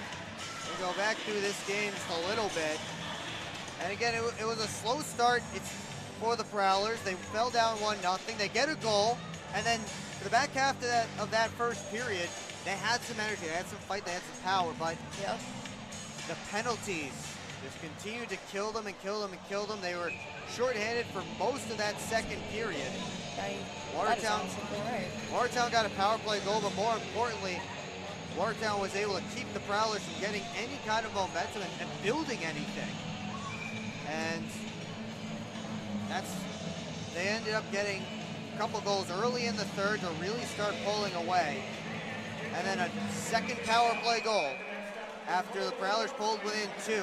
That second power play goal for Watertown, again, another killer. Are we moving to an empty net here for the Prowlers? Prowlers with the empty net with 4:23 left. The extra attackers on the ice. Reed Cooper on the bench, and the Wolves will make them pay. We get the empty net goal from Filipov.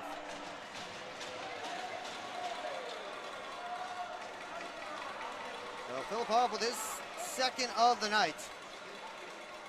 Make it 6-2. A tough start to the home slate for the Prowlers. They will heading back out there. They will not start 3-0 for the first time in franchise history, in all likelihood. They'll return Reed Cooper to the cage.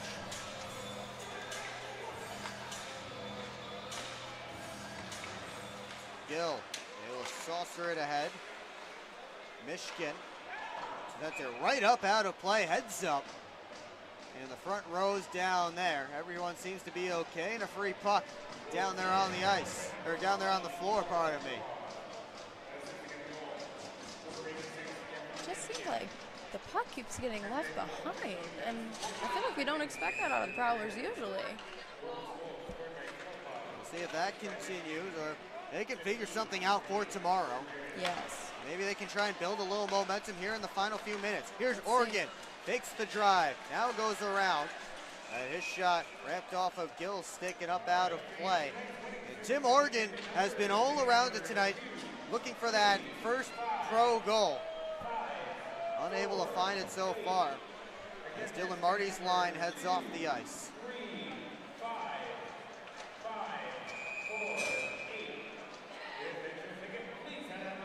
We get a face-off to Colgan's right. Vinny DeCumbis, Millette, and Bizal up front for the Prowlers. All three of those guys started on different lines tonight. Yes, they did. Coach is definitely switching things up here. They dig away in the corner. A Watertown helmet came out of that pile. Here's Organ trying to push it on net, couldn't do it. McDonald, the one who had to go to the bench. The Prowlers briefly had a 5-on-4 in the zone. Couldn't do anything with it. And now Uturo is the one fresh off the bench, is going to win the race for icing. Organ up to Millette. Touch on Gutierrez, hands off for Ryder. Dustin Henning on for Uturo. Able to toss it high and out. Organ off the boards. Graham able to get it in. Millette couldn't make a play on it. He's all the way back down. Cooper leaves it for Lockhart fresh off the bench. Headman feed was sent right back. Brockway. Cross corner dump.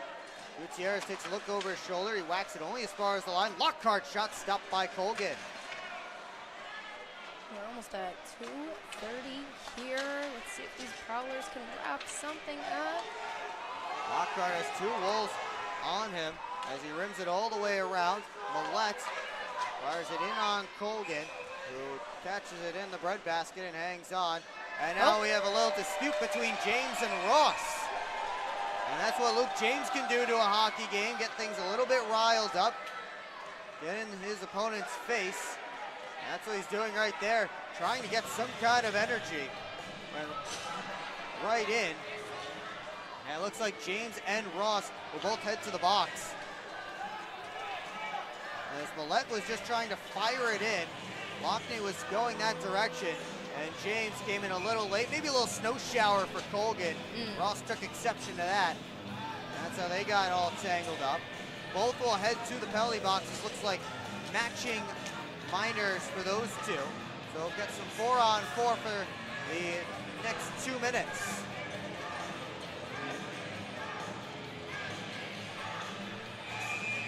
So 2 minutes of the 2:19 that we do have left here of this game.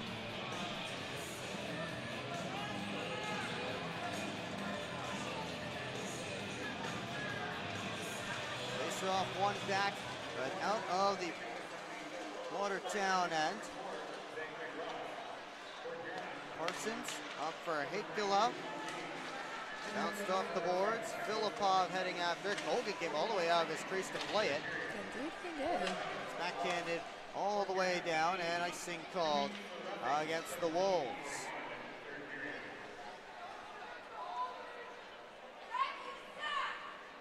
Fans voicing their displeasures for the referee.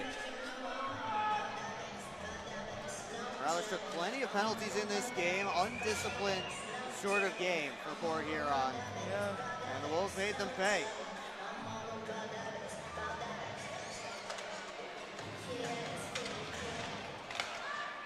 Oregon goes across to Lockhart. And now Marty. That's in, left wing side, sent it on. And a kick save by Colgan.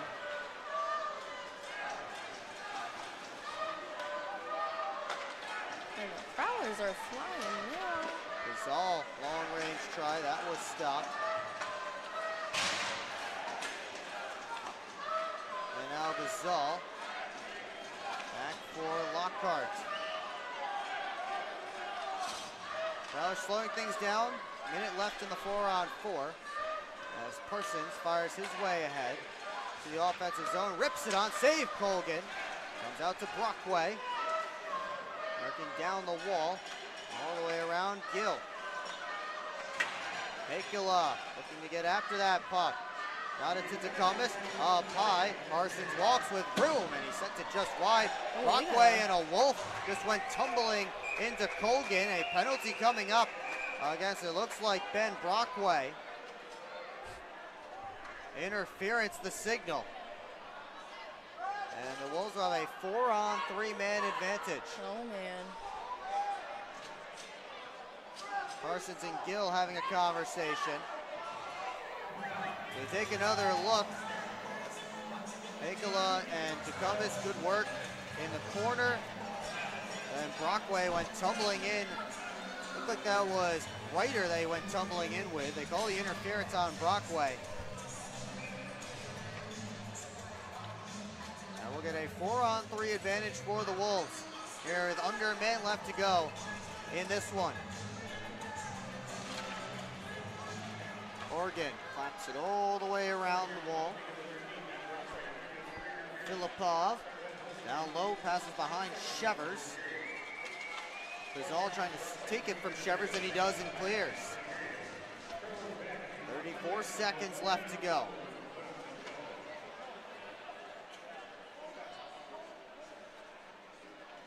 Wolves look to start up.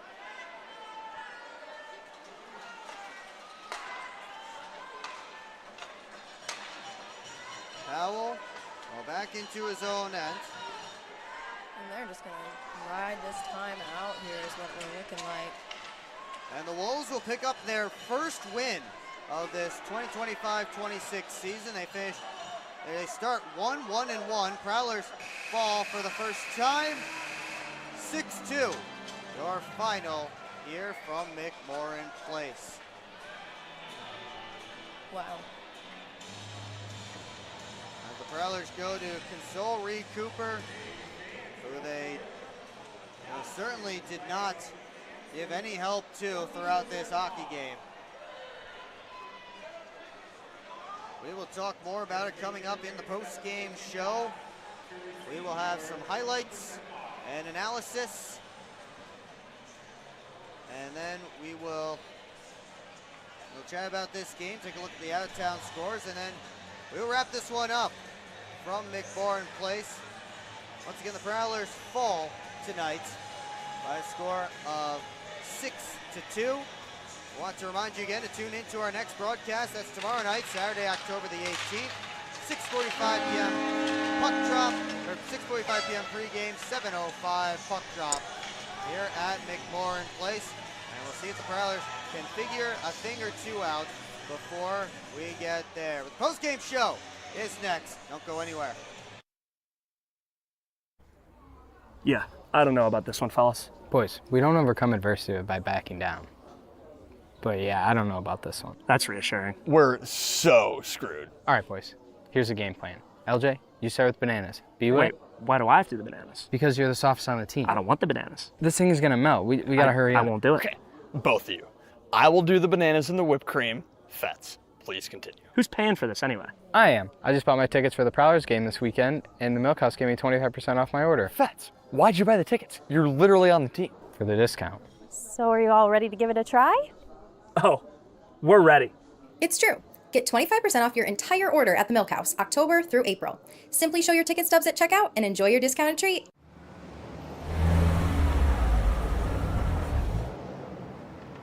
Hey guys, what's going on? Hi guys, we just stopped at Industrial Park Marathon to get some fuel and some snacks before the Prowlers game at McMorran. Nice. Yeah, we just stopped by here at Industrial Park Marathon so I can get a Slurpee before the game. Wait till after the game. If the Prowlers score 3 or more goals, Slurpees will be free. Thanks for the info. I'm going to get my Slurpee after, but we'll see you at the Prowlers game. See you at the game. Go Prowlers! Prowlers!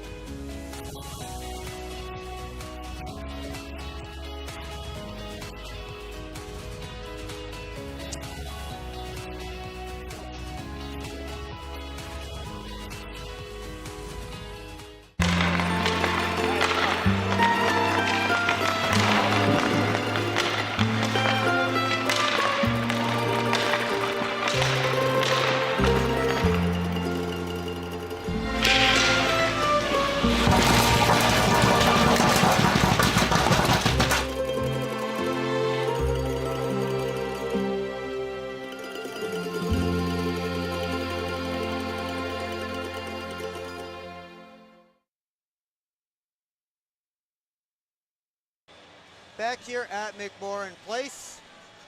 Prowlers fall tonight by a final of 6-2.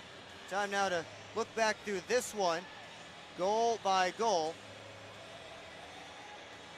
As it was a tough one for Port Huron. And you know, it was, there we go. A tough one for Port Huron. Wolves got things started in the first period with a goal from Quinn Shevers.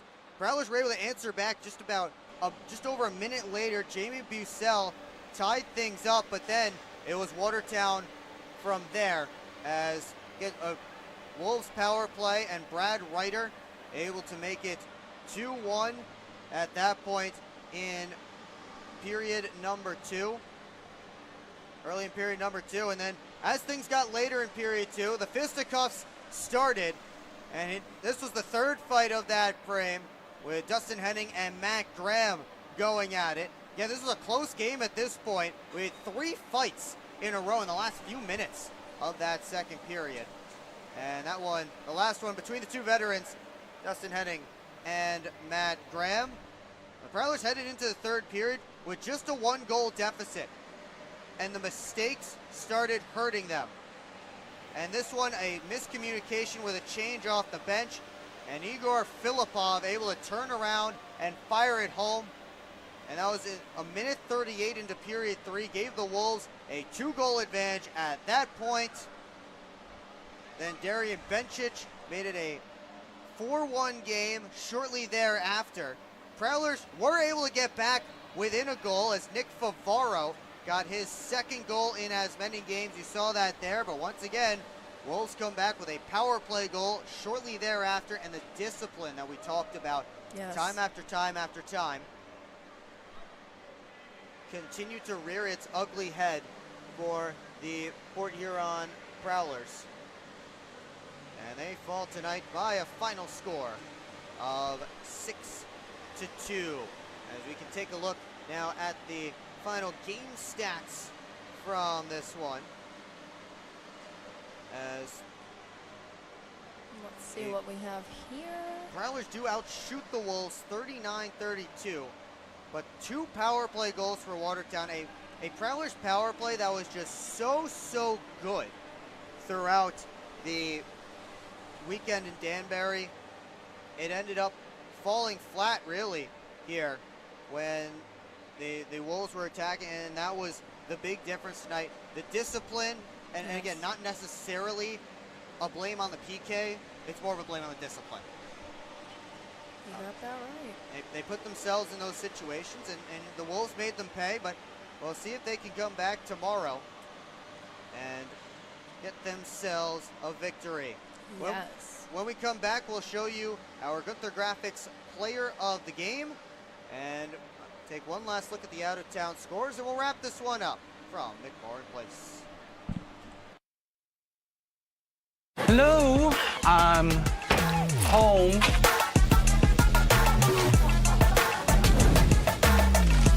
There he is. What is happening? Relax. We won. They brought back the snack wrap. Spicy or ranch? Spicy. Yeah, go. Just one little bite. Can you stop? Oh, sorry. Gather your crew. Snack wrap is back. This isn't working. LJ, pass me those flyers. No look behind the back pass. It's a whole play. LJ, come on. Gap up. Close the gap. Close the gap. What are we saying? This isn't working. We need a shift change. Let's bring in the professionals.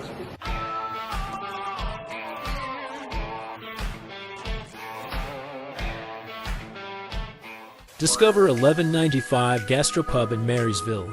Burgers, pizzas, apps, and pub favorites like filet mignon and grilled salmon.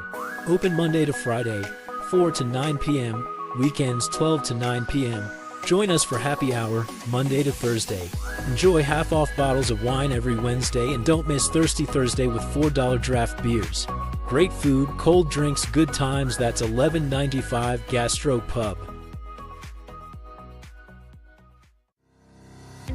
SMR Automotive Systems is part of the Motherson Group and a proud community sponsor of the Port Huron Prowlers. We are one of the largest manufacturers of rearview mirrors for passenger vehicles in the world, with local plants in Port Huron and Marysville. We strive to support our local communities and have positions available for various abilities and experience. Find out more about who we are at smr-automotive.com.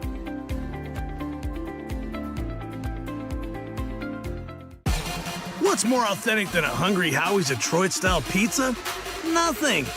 We're not playing around with the pizza of our birthplace. Thick crust, cheese to the edge, sauce on the top. Where it belongs. We've seen a lot of fakes out there. Not here. This is authentic Detroit-style pizza.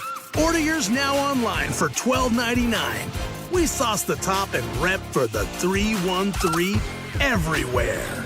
We do bold. Hungry Howie's. Will Wiggleman, Molly Urquhart back here one final time to McMorran Place. Yeah. As the Prowlers fall tonight by a final of 6-2. Take a look at our Gunther Graphics player of the game. It is Jamie Bucell. Scored the first Prowlers goal tonight.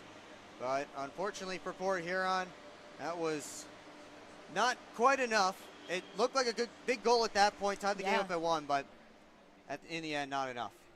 But Bucell gets his first goal of this regular season, his 3rd point of the year, and he is tonight's Gunther Graphics player of the game. Gunther Graphics, your go-to guy for websites, logos, and branding.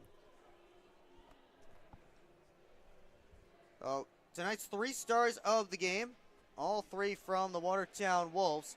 It's Darian Benchich, the 3rd star with a goal and an assist.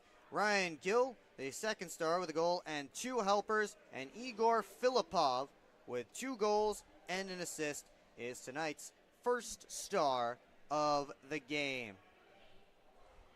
Well, that is going to do it for us here.